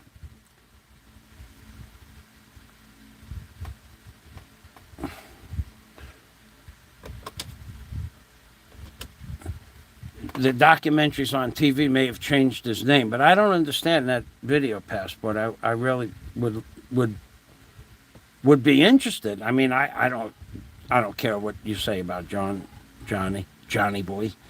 Why give a shit? Okay, everything you got? Okay, I'll be done in. You what? Okay, what's up by end? Okay, so look, I'll give you a call in maybe 1 hour after you eat, after Pani Hapon. You're gonna no, my Pani Uto. Okay, okay, I'm being. All right, bye bye. I just found it interesting because I could tell you stories about Johnny. I could tell you a story about a couple of Johns. One guy's John. The one guy John, you didn't call him Johnny, and there were people that would call him John Boy when he was a kid, growing up.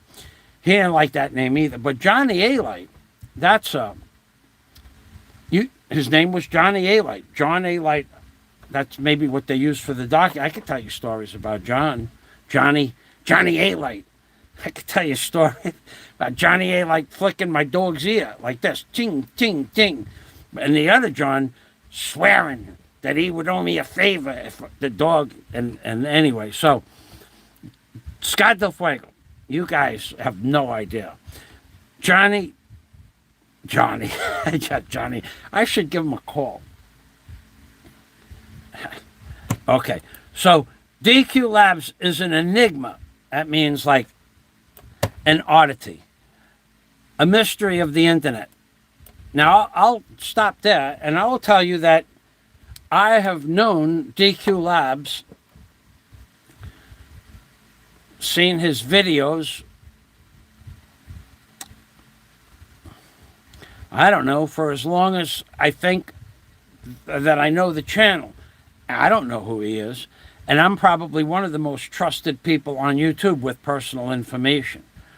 So I do know, like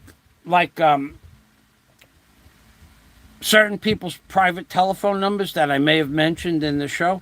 I have their Skype accounts and their private telephone numbers. I would never give that shit out, ever.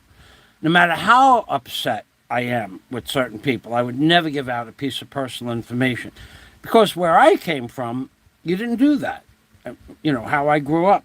I mean, we have the rat, the mole, the rat, the coward, the little guy, the creepy little monster. He gives out he doxes everybody every chance he gets.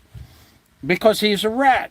He's never been a trusted member in a small community. He's never been trusted. He runs all that crap with his mouth, but he's the kind of guy that they would give a nickname to, let's say his name was Bruce. Let's say his name was Bruce, because he reminds me a lot of a Bruce. Bruce. It would be Bruce the Snake.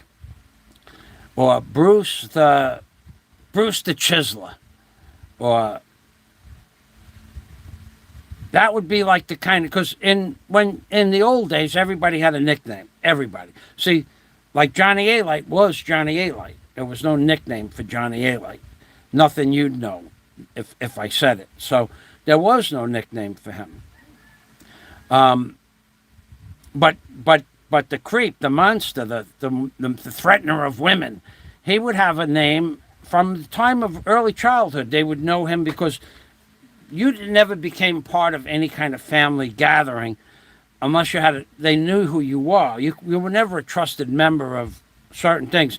And if they knew you as a kid, Bruce would be Bruce the Chiseler, Bruce the Coward, Bruce the Snake, Chatty Bruce. Because he's always giving up pieces, Chatty Bruce, he's always giving up pieces of information that he shouldn't be doing. Who puts a video up and doxes 10 people because it's public records?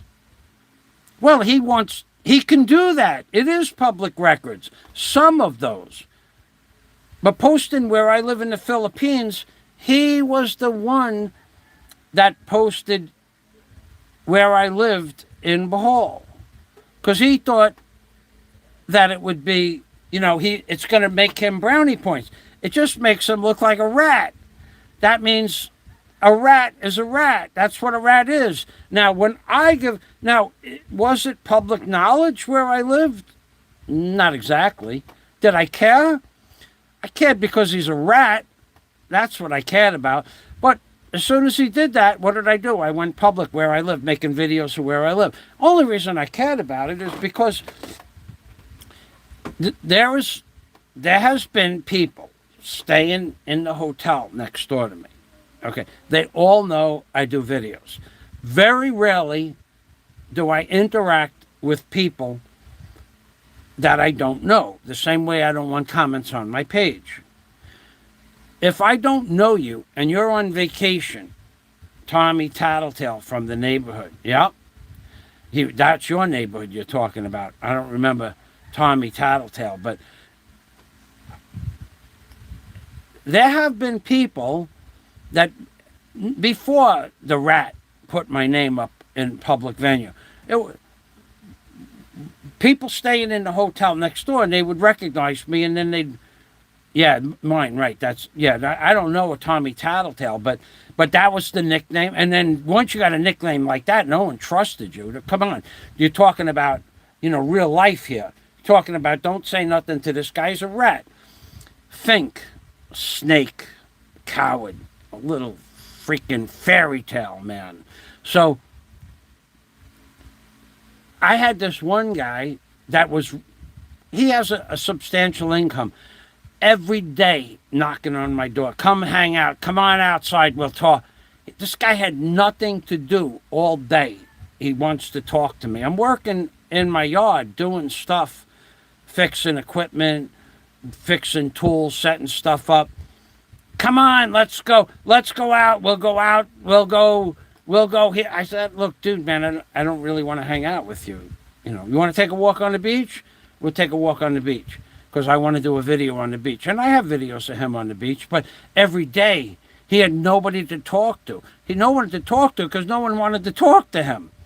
And that's the kind of crap that I try to avoid. Now, I make it so clear as soon as someone says, you're the guy from YouTube. Yes, I am. Yes, I am the guy from YouTube. And I just don't have time to talk to you today. Maybe next week. I make it clear to them. I don't want to spend, because what they'll do, and what this guy did, and he might be watching my videos, is every day he had a different question. Where can I go? Where's the best restaurant? Where? And it takes you 15 or 20 minutes to explain to him how to get somewhere or go somewhere, or the best, where to buy stuff. I don't want to do that with people. I'm not an information booth. He never even bought me. He bought me, I'll tell you what he bought me. I'll show it to you right here. One day, we were in Alona Beach 4 years ago, me and him and his girlfriend and Daisy. He bought me this bottle of water. I probably spent 50 hours explaining where restaurants were, where the buffets were, where the best place to buy stuff was. In 50 hours of my time, he bought me a bottle of water. And at that time, I told him, look, and I was only with him in Alona Beach because Daisy was doing that dance stuff, Zumba. She was doing Zumba. And so in the 6 months that he stayed next door, he must have asked me 1,000 questions. And finally, I just told him, look, man, I don't want to talk to you anymore. Why? It's because all you do is waste my... Well, you're retired. I said, whether I'm retired or not, I still do stuff. I'm not gallivanting. He had a girlfriend. I'll tell you something about his girlfriend. This guy was... Well, I'm fat, and he was as fat or fatter than me. At the fattest I ever was. I think he was a little bit fatter. When we did video, I was surprised to see I was that big. Except I was in shape. When we walked down the beach, I didn't run out of air.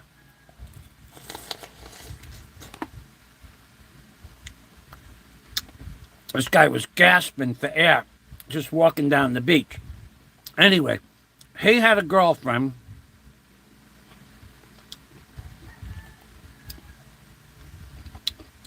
that could Zumba like you've never seen anybody Zumba before. Now, there are certain levels of Zumba dancing. And she was at the top end of Zumba. Okay? But more than that, this woman looked like she was about 26 years old,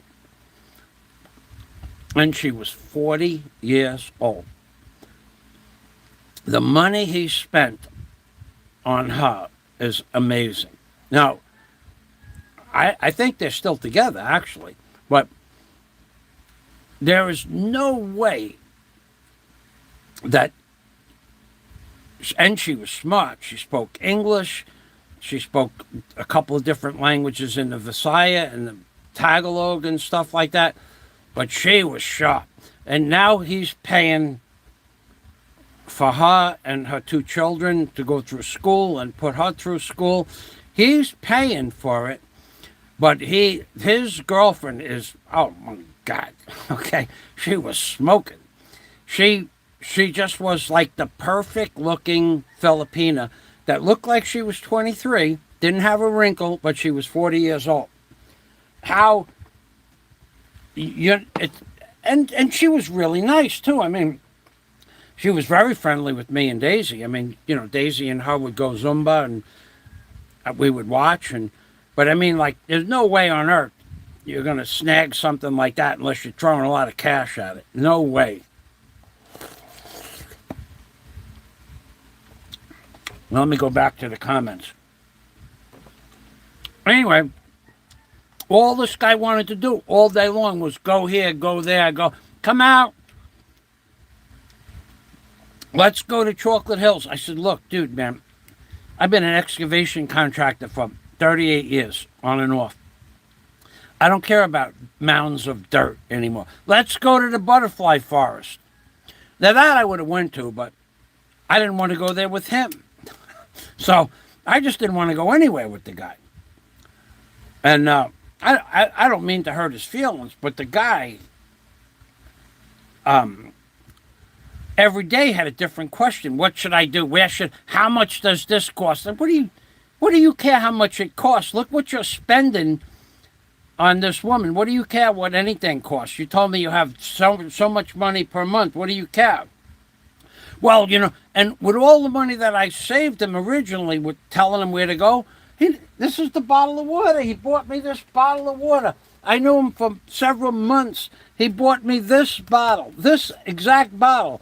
It was 20 pesos at Alona Beach. Well, all the information I gave him, how the directions, how to get. That's why I don't want to meet anybody. People are on vacation. They're here today, gone tomorrow. I went through this in Key Largo with people on vacation. Where do you go to do this? How do you get there? What do you do? How much is that? I'm not interested.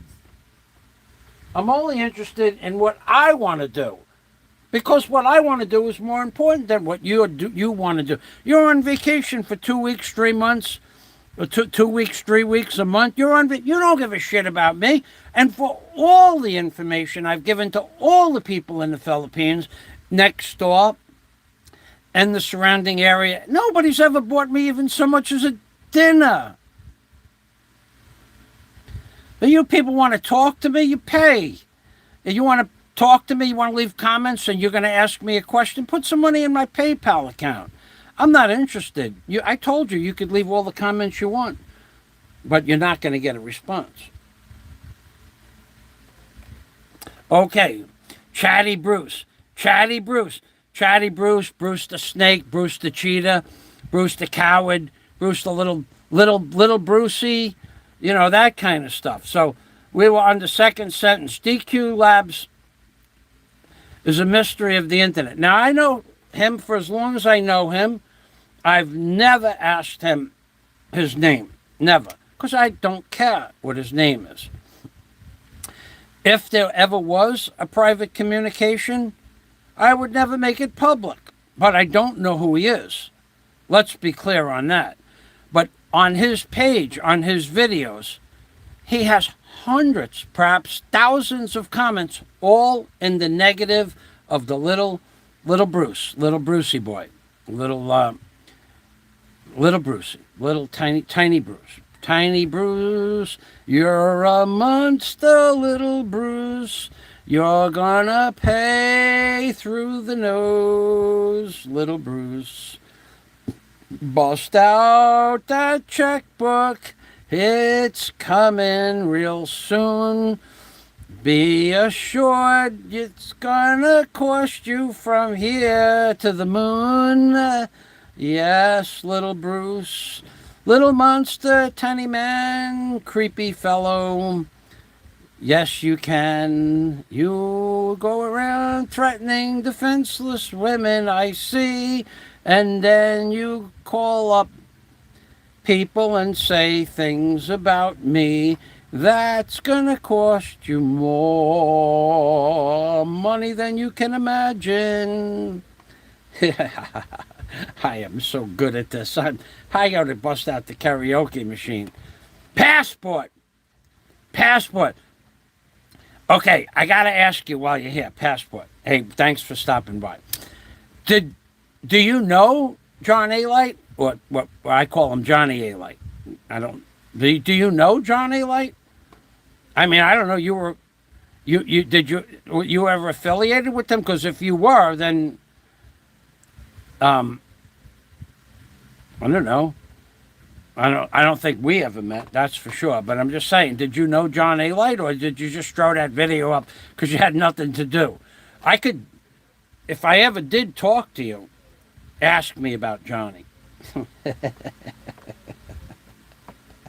Ask me about my dog and Johnny A. Light. Really?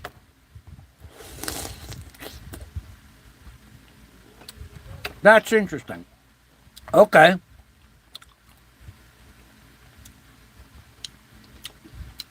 Then you worked in Queens. Okay. One day I'll send you a note. One day I'll tell the Johnny A. Light story.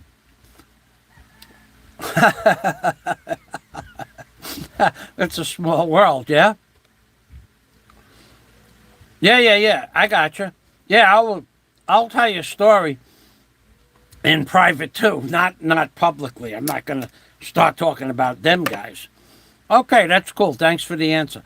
Yeah, we're talking about the creep and how there's several hundred videos about the creep, and every single commenter is in sync with every other commenter. No one likes the guy. And those videos that people have made, they are now going to 2 different agencies in the Philippines. LOL. Nobody likes the guy. So they go into 2 different agencies, and neither agency cares whether his face is in the video. So there are enough videos with his face to confirm his voice, and these people are not concerned about faces. And they're certainly not concerned about, him. Well, the fact that he threatened me, the fact that he said, now this is clear as day, he said, Fazio gets naked and gives the children candy. He made it sound like I was naked when I was giving the children candy. You are not allowed to say that, you fool. I'm glad you did say it, though, because that's what I'm going to use against you. That's one thing. When you called for my neighbors to go to the authorities and have me investigated, you're not allowed to do that either. You're not allowed to do that. That's unjust vexation in person. You're not allowed to do that. You're just not allowed to do it. Okay? Hey, Passport, if you're still there, when you see Johnny, if I don't know that, you don't have to tell me whether or not you see him, but who knows? He might live in Greece. Because when you see Johnny, here's what you tell him if you see him. Tell him my name, Michael Fazio. Tell him 95th Street, 95 Street. Tell him my dog Z2, and ask him if he remembers smacking my dog's ears and why he was smacking my dog's ears with his finger like that. You just tell him the top floor, 95th Street, Michael Fazio, and the dog's name is Z2. Now, I don't know if you still talk to him, and John is a sharp guy, and John was a good friend. He's a good man, and no matter what everybody says about him, he's a good man. You tell him I said hello, okay? You tell him 95th Street, my dog's name Z2. He was flicking my dog's ears like that, and there was another guy there named John, and we were on the top floor. I was making meatballs. I was making sauce. It was Sunday. I was making sauce, and everybody was over the house, and they were waiting for me to.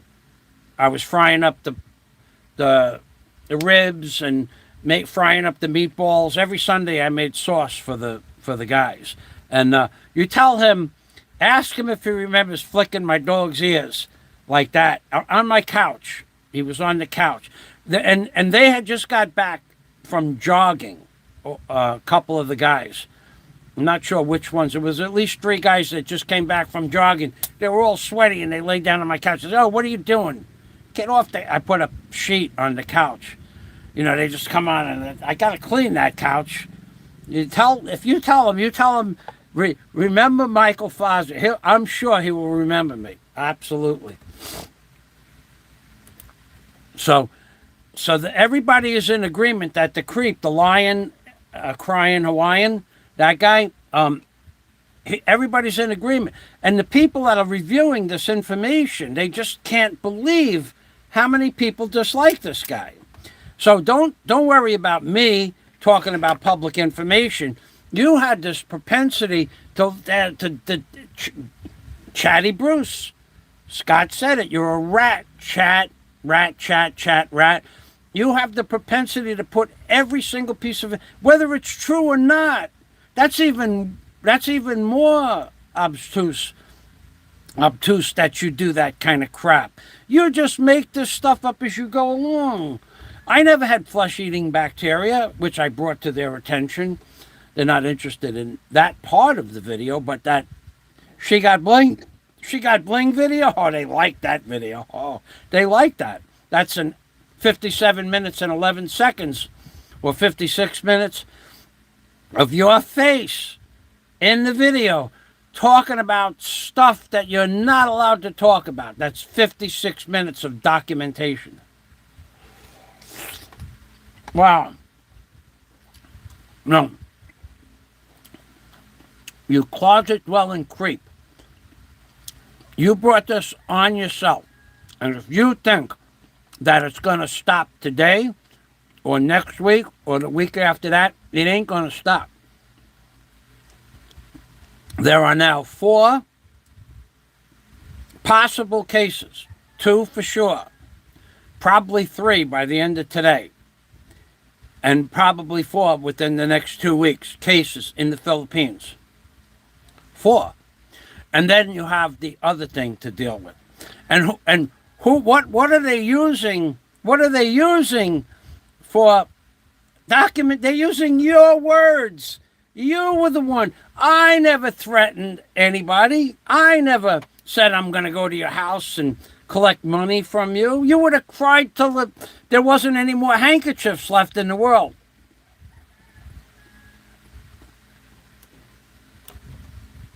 Okay. All right, well, I could honestly say, if I knew his sister, I don't remember ever meeting her.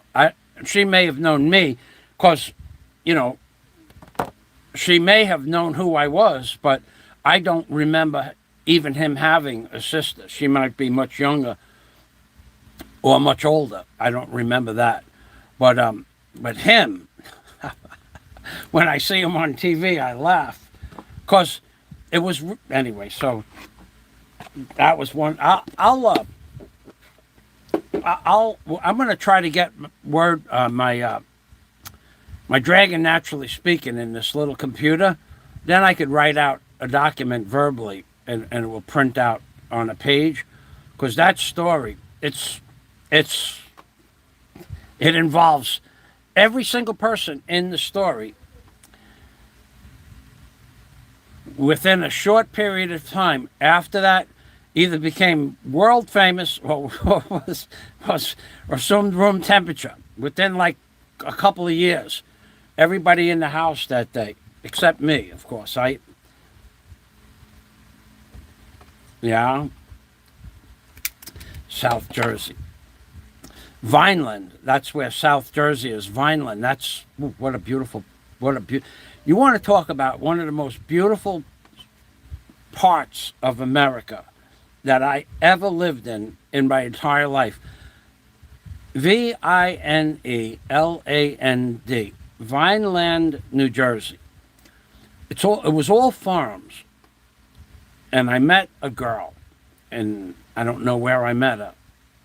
I actually believe I met her when I was in Florida at a discotheque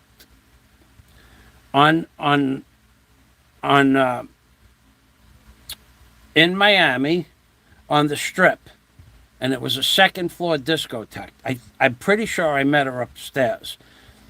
Anyway, this is back in 1973. And I was with a guy named Joey Sanfilippo, and who was my friend, and another guy, Dominic. And anyway, I met this girl from Vineland, New Jersey. Now, she wasn't, I mean, it was on spring break. And she was, what a simple but attractive girl. I never, in Florida, I don't remember ever kissing her. There was no sexual relationship, but we liked each other. And then when I got back to New York, I had her phone number, and I called her up, and she said, come up to Vineland, or drive to Vineland. This is 1973. So I did. I got in my car and I went to this place called Vineland, New Jersey. It's far. It's like the other end of New Jersey. And I'm looking around and I'm going, oh my God, this place there was horses, there was farms with cows and pastures and mountains and beautiful green fields with sod in them and stuff like that. And I roll up, because there was no cell phones. This is 1973. I get the directions and I roll up on this girl's property. I was like, holy shit. It took like 5 minutes to get from the gate to the house. The gate was open. It wasn't like a locked gate, but her family owned, I don't know, thousands of acres in Vineland, New Jersey. And I stayed there for about a week and a half to 2 weeks. I really liked that girl.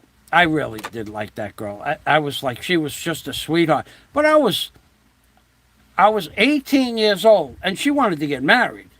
She wanted to get married, and I said, nah, I'm not ready for that. I mean, so when I went back to New York, Joey had met her girlfriend also from Vineland, New Jersey. So when I went back, Joey said, well, what's it? Is she, she live, Joe, there's got to be, a couple of 100,000 acres on her property. So he goes, let's go. So we got back into this Joey had a Monte Carlo. I had a 446 pack GTX that got 6 miles to the gallon. And I just drove across the state of New Jersey with a car that got 6 miles to the gallon. So we got in his Monte, which got like 18 miles to the gallon on the highway. And we went there, and we stayed there a couple of weeks also. And Joey's going, Mike, you should marry this girl. I'm going, Joe, I don't want to get married. I don't know that I ever want to get married, or ever will get married. But I don't want to get married. She wanted to get married. She was sure about that. And but this place, Vineland, South Jersey, that's when somebody says South Jersey, I know South Jersey. I know South Jersey, and I never did, never had a sexual relationship with her. She wanted to get married. And I'm going, because I was in really good shape then, and I was a lot of fun. And Joey says, now Joey's girlfriend was just, she lived in an apartment. Her family, the girl was a little bit older, but what a beautiful place that South Jersey was back then. Who didn't know the Sly Stallone of 95th Street? That's true. That's true. I actually, when I bought property up in Michigan in 1988, I bought my barge. And then I went back the following year. I went back a few months after I brought the barge back from New York to return a pair of binoculars and a scope and some other camping stuff that my friend Paul gave me, the guy who flew in from Traverse City into Port Austin. But there was a woman that sold fruit, and she remember they threw the apple to Sylvester Stallone. And I had an account in Kent, Kent, Kent Bank on First Street, and Kent Bank is right on the corner. And she had a fruit stand right next to there, and she would call me, "You look like Sylvester Stallone," and she threw me an apple. And whenever I went to the bank, and I went to the bank a couple of times because I was buying property up there, and she would throw me an apple. "Hey, Sly, here's here," and it was kind of like a joke. But everybody in Traverse City, Michigan, small town, everybody knew me eventually because at that time I had a lot of money, and I made a lot of money, and I was a lot of fun, and I was a lot younger. But the girls in that town,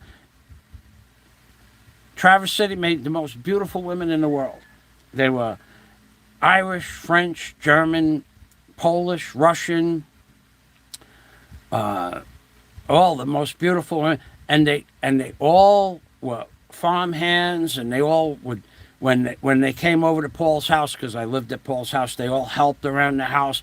If we were making a barbecue, they'd go get the wood. There was no go get the wood. They knew to get the wood. They knew how to, if they were going to fuel up a tractor, they knew to hold the funnel. Yeah, Traverse City was cool. But they used to call me Sly. I looked just like, even Sylvester Stallone said, "Hey, you look like me." And I said, "No, Rocky, you look like me." And we laughed, and he went back up on his lift at the Hard Rock Cafe on Camelback and 15th Street in Phoenix, Arizona. He was opening up a Hard Rock Cafe. And he looked at me, came down with the lift. He got out of the lift. He got on the ground. He walked over to me and he said, "Hey, you look just like me." And I said, "No, Rocky, you look like me." And we laughed. And then he went back up on the lift because he actually got out of the lift to come to see me. Because he had seen me before many times at his cousin's restaurant called Stallone's Bakery and Hero Shop on 123rd Street and Rockaway Boulevard, because he used to go in there all the time, and everybody said hello to him. So I knew who he was, and I'm sure he recognized my face from the bakery, because he lived in Queens. That's where he lived. And his cousins had hundreds of pictures of him in the movies and stuff up on the wall. And he'd come in there and grab a bunch of sandwiches for whoever he was grabbing them for, walk out with a box of goods. But, yeah, I didn't know him. He didn't know me by name, but I looked just like him. And I think, I'm pretty sure he would have recognized me in the restaurant as well. But that day in Camelback and 15th, when that was like, he came down. Yeah, I felt a little bit, I felt honored that I looked like him, but, it was no big deal. But a lot of people would say that. "You look just like Sylvester Stallone." I said, "Yeah, I wish I had his money."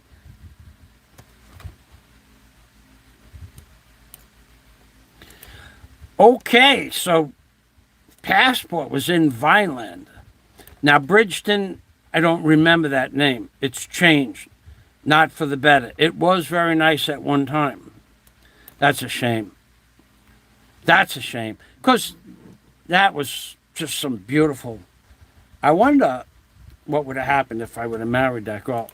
So there's a few things in life that you don't not necessarily regret, but wonder about. And the reason I'm sitting here is because I'm soaking my leg. Oh boy.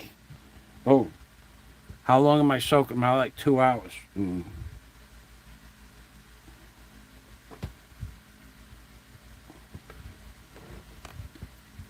That's enough. My God. All the dead skin. I won't show it to you because it's not pretty. Oh, and that little creepy boss, creepy man, the creepy Bannister guy, making fun of my leg and how infected it was and all of that. It's getting better, but one day maybe you'll get a close up of it. You'll be, I'll have shorts and shoes on, and you might be able to get a close up of that leg. You are such a piece of garbage, man. You are one sick little man. And he enjoys watching people get hurt. He enjoys others' misery. And there are names for people like that. There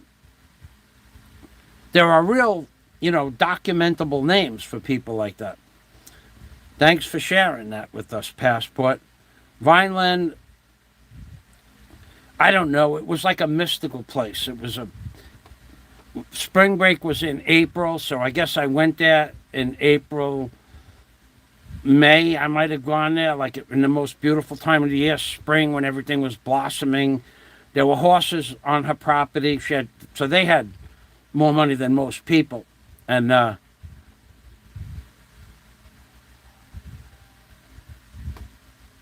okay, yeah, I literally went to the authorities I went to the authorities. I found out if it was okay for me to be naked in my house. And they were laughing. They were going like, why wouldn't it be okay? I said, so it's okay? Because here's why I said that. Okay, so the authorities needed the backstory between me and the creep. And I told them the backstory, and I also told them that when and if you decide to interview him, he's going to tell you that I walk around naked in my house. He's also going to say that I give candy to the children. This is to the authorities. That he's going to say this to. So I told the authorities the backstory about me being naked, and I made a mistake for all the pain medications and stuff that I was on. I wasn't really paying attention, and I walked in front of the camera naked. Okay? But of course, they know about this because the main video that they're going to use to interview, the reason for the interview itself is because he was talking about me, the Mushroom Man. And so I told the authorities the whole backstory. I told them honestly what I did, and I took the video down. And this guy made 50 videos, 20 videos, mentioned it 1,000 times to inappropriate people that he shouldn't have talked about this stuff with. And they said, oh yes, the in-charge underling, she said, we're very interested in something like this. So, and then the same authority that I went to, besides the police department itself, I said, and the police, they know who I am. I'm not like, I don't blend in so well. And I said to them, I blend into the community, but they know who I am. They're watching right now, some of them. Every cop in the city knows who I am. They all give me the ones that watch YouTube. So I told them, I said, I was in the house. They said, well, that's no big deal. You're allowed to walk around naked in your house. You had an accident. That's all. It's not a big deal. They're not gonna prosecute me for that. And then I told them that he said that I was naked and I give the children candy. That he wasn't allowed to say. Not on YouTube, baby. That's against the law. But to go one step further, I told him that the backstory about him insinuating that I was a pedophile, or that you're not allowed to do that either. Not allowed to insinuate that either by name, or you're not allowed to ask the YouTuber's neighbors to bring it to the attention of the authorities. That's unjust vexation. You're not allowed to do that.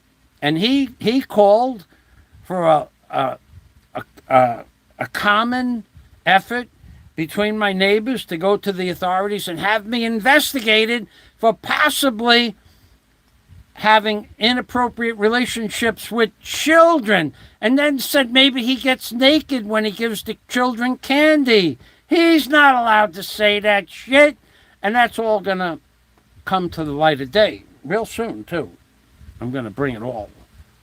Gonna bring it on. Bring it on. Okay? So I got permission. Then I said to the same two different authorities on two different conversations, two different people, am I allowed to give the children candy? And they said, of course. Now, I told them, I'm on one side of the fence working. At 4 o'clock, the children come and say, give me candy, and I give them candy. Is that allowed? Oh, yes, sir. In this lockdown, orange-headed freak, creepy freak, the orange freaky creep, Chatty Bruce, snake of all ages. Snake of ages, you'll get yours. Coming to your doors are more of those papers. You're going to get your papers. Papers, please. Oh, yeah. I told them about that, too, but they go, that's going to work against them. Going to work against them. But my leg is really waterlogged. So I told them, am I allowed to give the children candy? I'm on the inside of the fence. I'm working on construction equipment or building. Oh, yes, sir. With the lockdown, anything that you can give to the locals in any way, shape, or form, you're welcome. They call it pasalubong. You're welcome to do that. But the children, I can give the children candy at 4 o'clock. You could give the children candy anytime you like, sir. So he was gonna make a case around that. This is a creepy man. This is a man whose mind doesn't work. I had a conversation with somebody this morning. I'm trying to think who it was. Talked to a lot of people this morning. I'm looking at my leg. It's pretty flaky. So, who did I talk to this morning? The conversation was, you are not dealing. Yeah. I remember who it was. My friend. Okay. I called him up. He called me, and then I called him back on my Skype. He said, and he went through it systematically, like a lawyer would. He's not a lawyer, but he went through it like a lawyer would. He goes, Mike, you're dealing with a guy, a man. He said the word man. I would never use that word in his demeanor. I would never use the word man and him in the same sentence, unless I would say, and he's not really a man. But you're dealing with a guy who's, now this is my friend talking to me. You're dealing with a guy that's subhuman. He doesn't have empathy. He has no compassion or empathy for anybody else. And the way he gets his jollies is by hurting people, either emotionally through threats or harassment or knocking them down, like mentally knocking them down. It's like if you were water skiing and when you drop the one ski for the first time and now you're doing a slalom, you get a rush out of that, okay? Because now I'm on one ski, okay? Or when those guys that do those, I don't know how to do bicycle stuff on a mountain, but the guys that do these 3 turns in the sky on a mountain, 3 turns in the sky where they flip over, they hang off their motorcycles and their bikes. That's a rush. That's a rush. Now, when I was driving my barge driving 70-foot pilings, I was the king. I was the pile. I was driving piles. When I was driving my backhoe and ripping roots out of the ground, that's a rush for me. That's my rush.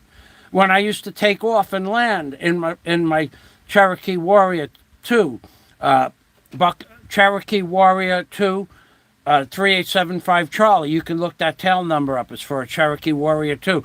When I used to take off and land, that's a rush.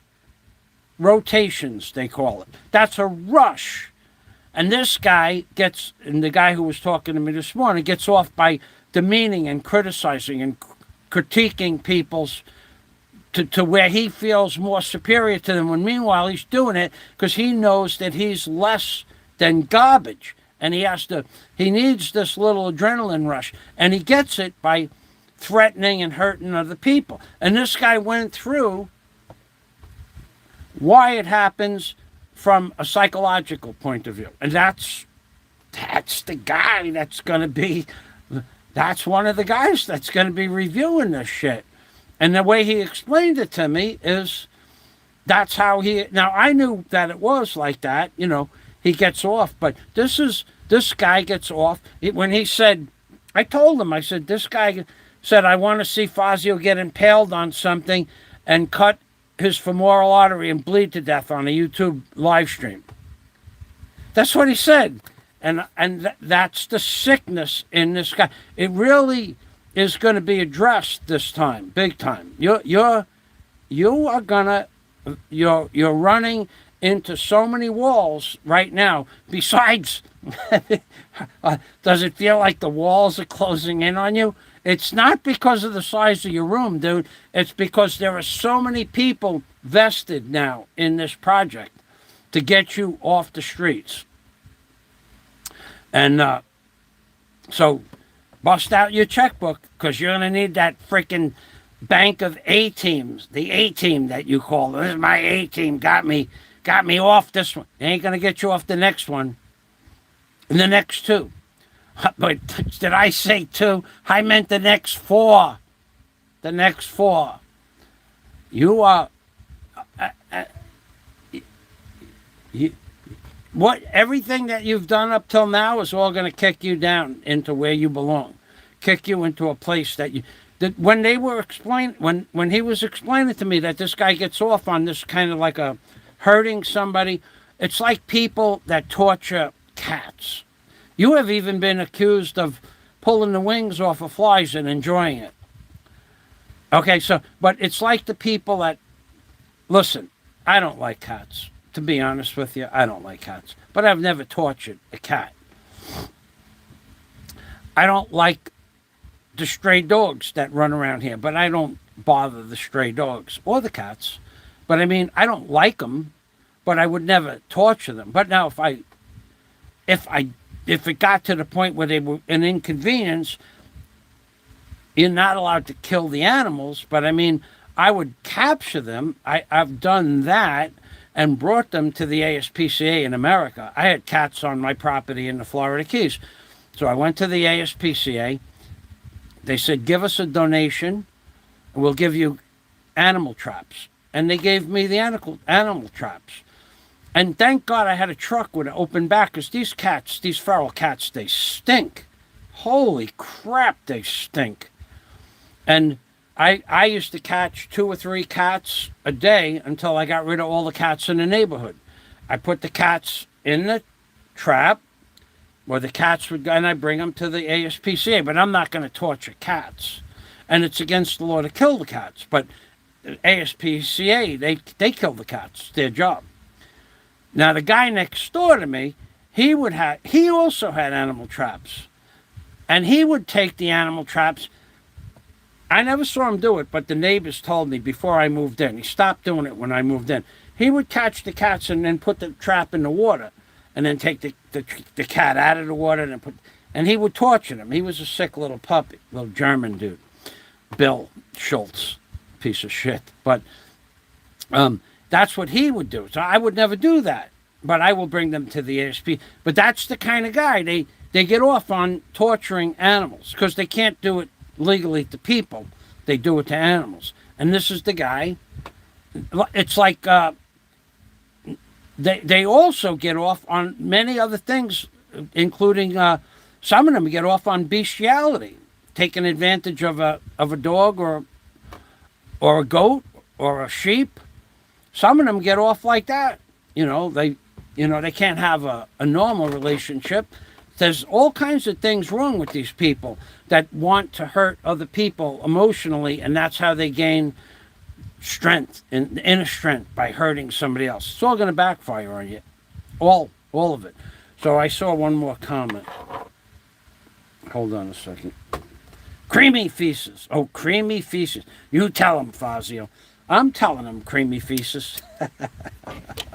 Creamy feces. Oh my God, that means somebody dropped the load inside. Oh my God. The visual on that just is mind-boggling. Thanks for the shout out. So I think at this point, I have someone that I need to talk to. I'm doing something for somebody. Hawaii, unwashed kitty does stink. They do. They stink up a storm. All right, so I'm going to say thank you to everybody, guys. I'm going to give you guys a few minutes if you want to talk to each other. Passport, thanks for the input. I'll get out. I gotta look for my Dragon Naturalies. Oh, I can't do that. I don't have a disc. I'm gonna have to get let me write it down. I gotta get if I can find my Dragon disc, I'll buy an external disc player. I'm gonna be busy. Probably we'll be doing a show from the roof tomorrow. I gotta finish up the upstairs. Let's see, disc,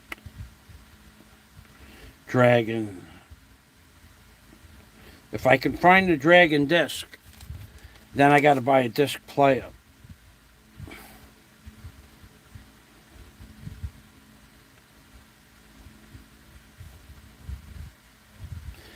Found a new place for phenolic wood. Actually, I kind of wish I knew about this place a few months ago, but a few months ago, he didn't have the phenolic wood. Now he has it, and it's thicker. It's even thicker. I have 16 millimeter phenolic wood because that's what they sell at Builderware. He has 3/4 inch, which is 18 millimeter phenolic wood for 12% less. I wish I would. It doesn't really matter because the phenolic board that I used is sealed. It's not going anywhere. It's strong enough for what I wanted to do. But now that I found the 3/4 phenolic board, that will make. I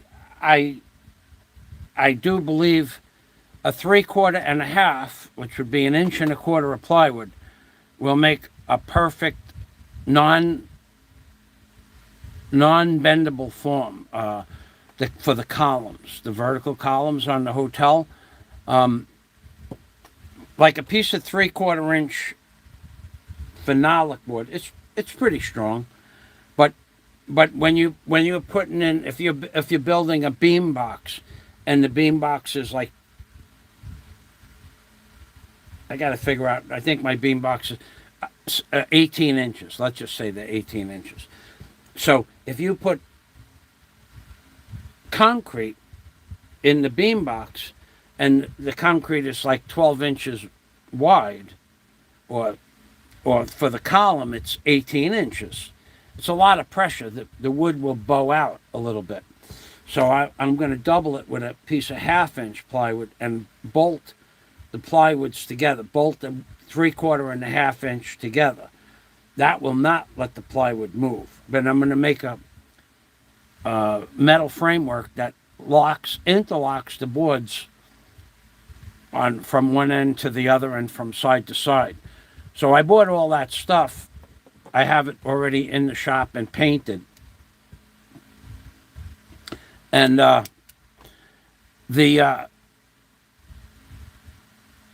think I'm going to go back to work. I might do a live stream. So the creep that thrives on watching people maybe I'll get hurt tomorrow and he'll just be sitting home rubbing one off. I mean, I think that's what he does, to be honest with you. I think he does that. I'm not sure, but I mean, I could picture him. His hands like this, like Scrooge. Ah, look, he got hurt. He got hurt. I could picture that. That's the kind of guy he is. Glad I could help. That's what I'm here to do. I'm here to help. Like the government, I'm here to help. Okay, my leg. Let's see, get back to the water's done dripping. Yep, water's done dripping. What I really should do is take this outside and with a sponge.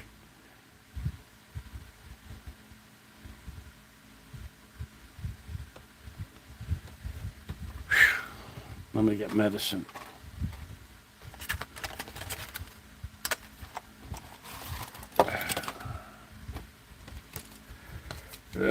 My chart.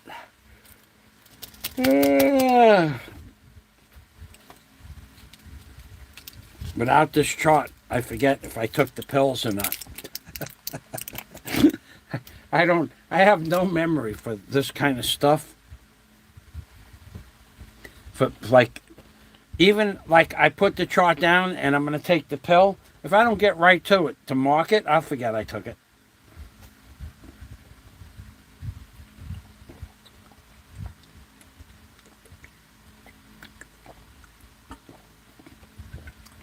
Oh boy.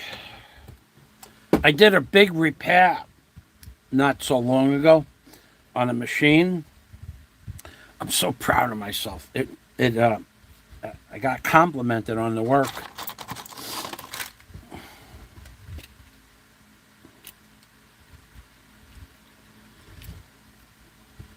They couldn't get parts. So I made them. I mean, a lot of people could have made them, but it was pretty much a friend of mine, and there was no money involved. And the parts worked. It wasn't that complicated, really, but it was something that he couldn't do. So, did I tell you that my hairline is receding? Look. Did I mention that? See the line that goes this way? When I was in high school, my hairline was right where that red mark is. And now, 50 years later, it's 5/16 of an inch back from the red line. That means my hair is moving back a 1/16 of an inch every year, year after year after year after year.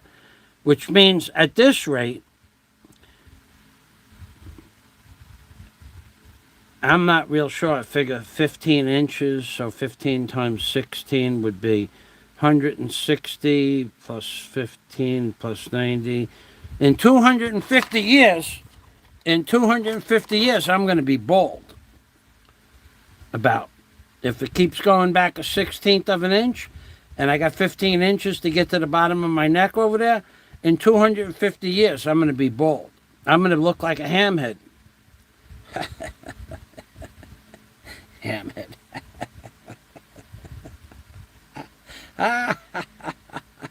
I might be getting a haircut soon. You don't know. I'm looking forward to cutting this crap off my hair. All right, well, doesn't seem like anybody wants to say goodbye to anybody else, so I'll say goodbye.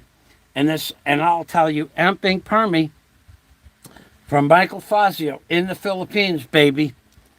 And from Mr. Congeniality himself. And when the reason they called me Mr. Congeniality, because I'd be the last one in the room willing to stay till the very end of the party to turn off the lights, baby. See, the comments appear on one thing. Ah, that's right. You were with your grandchildren. You were having your family. What a great thing, man. What a great thing to do. Have a great day with your grandchildren, Passport. Passport, that's amazing. That's just amazing that you could pull your whole family together and have, or most of your family together. Congratulations on something like that. I remember in the old days, to put your whole family together when everybody lived in New York, it was easy. But now, everybody's so separated. But for you to be able to do that, congratulations. That's a wonderful thing. Thank you for stopping by. Thank you for sharing that with us. All right, everybody. Have a nice day. Hey, how do you like me now? You're going to love me. You're going to just love what I do next. You are going to absolutely, I'm going to astound you with some of the shit that I'm about to do to you. Or for you, I mean.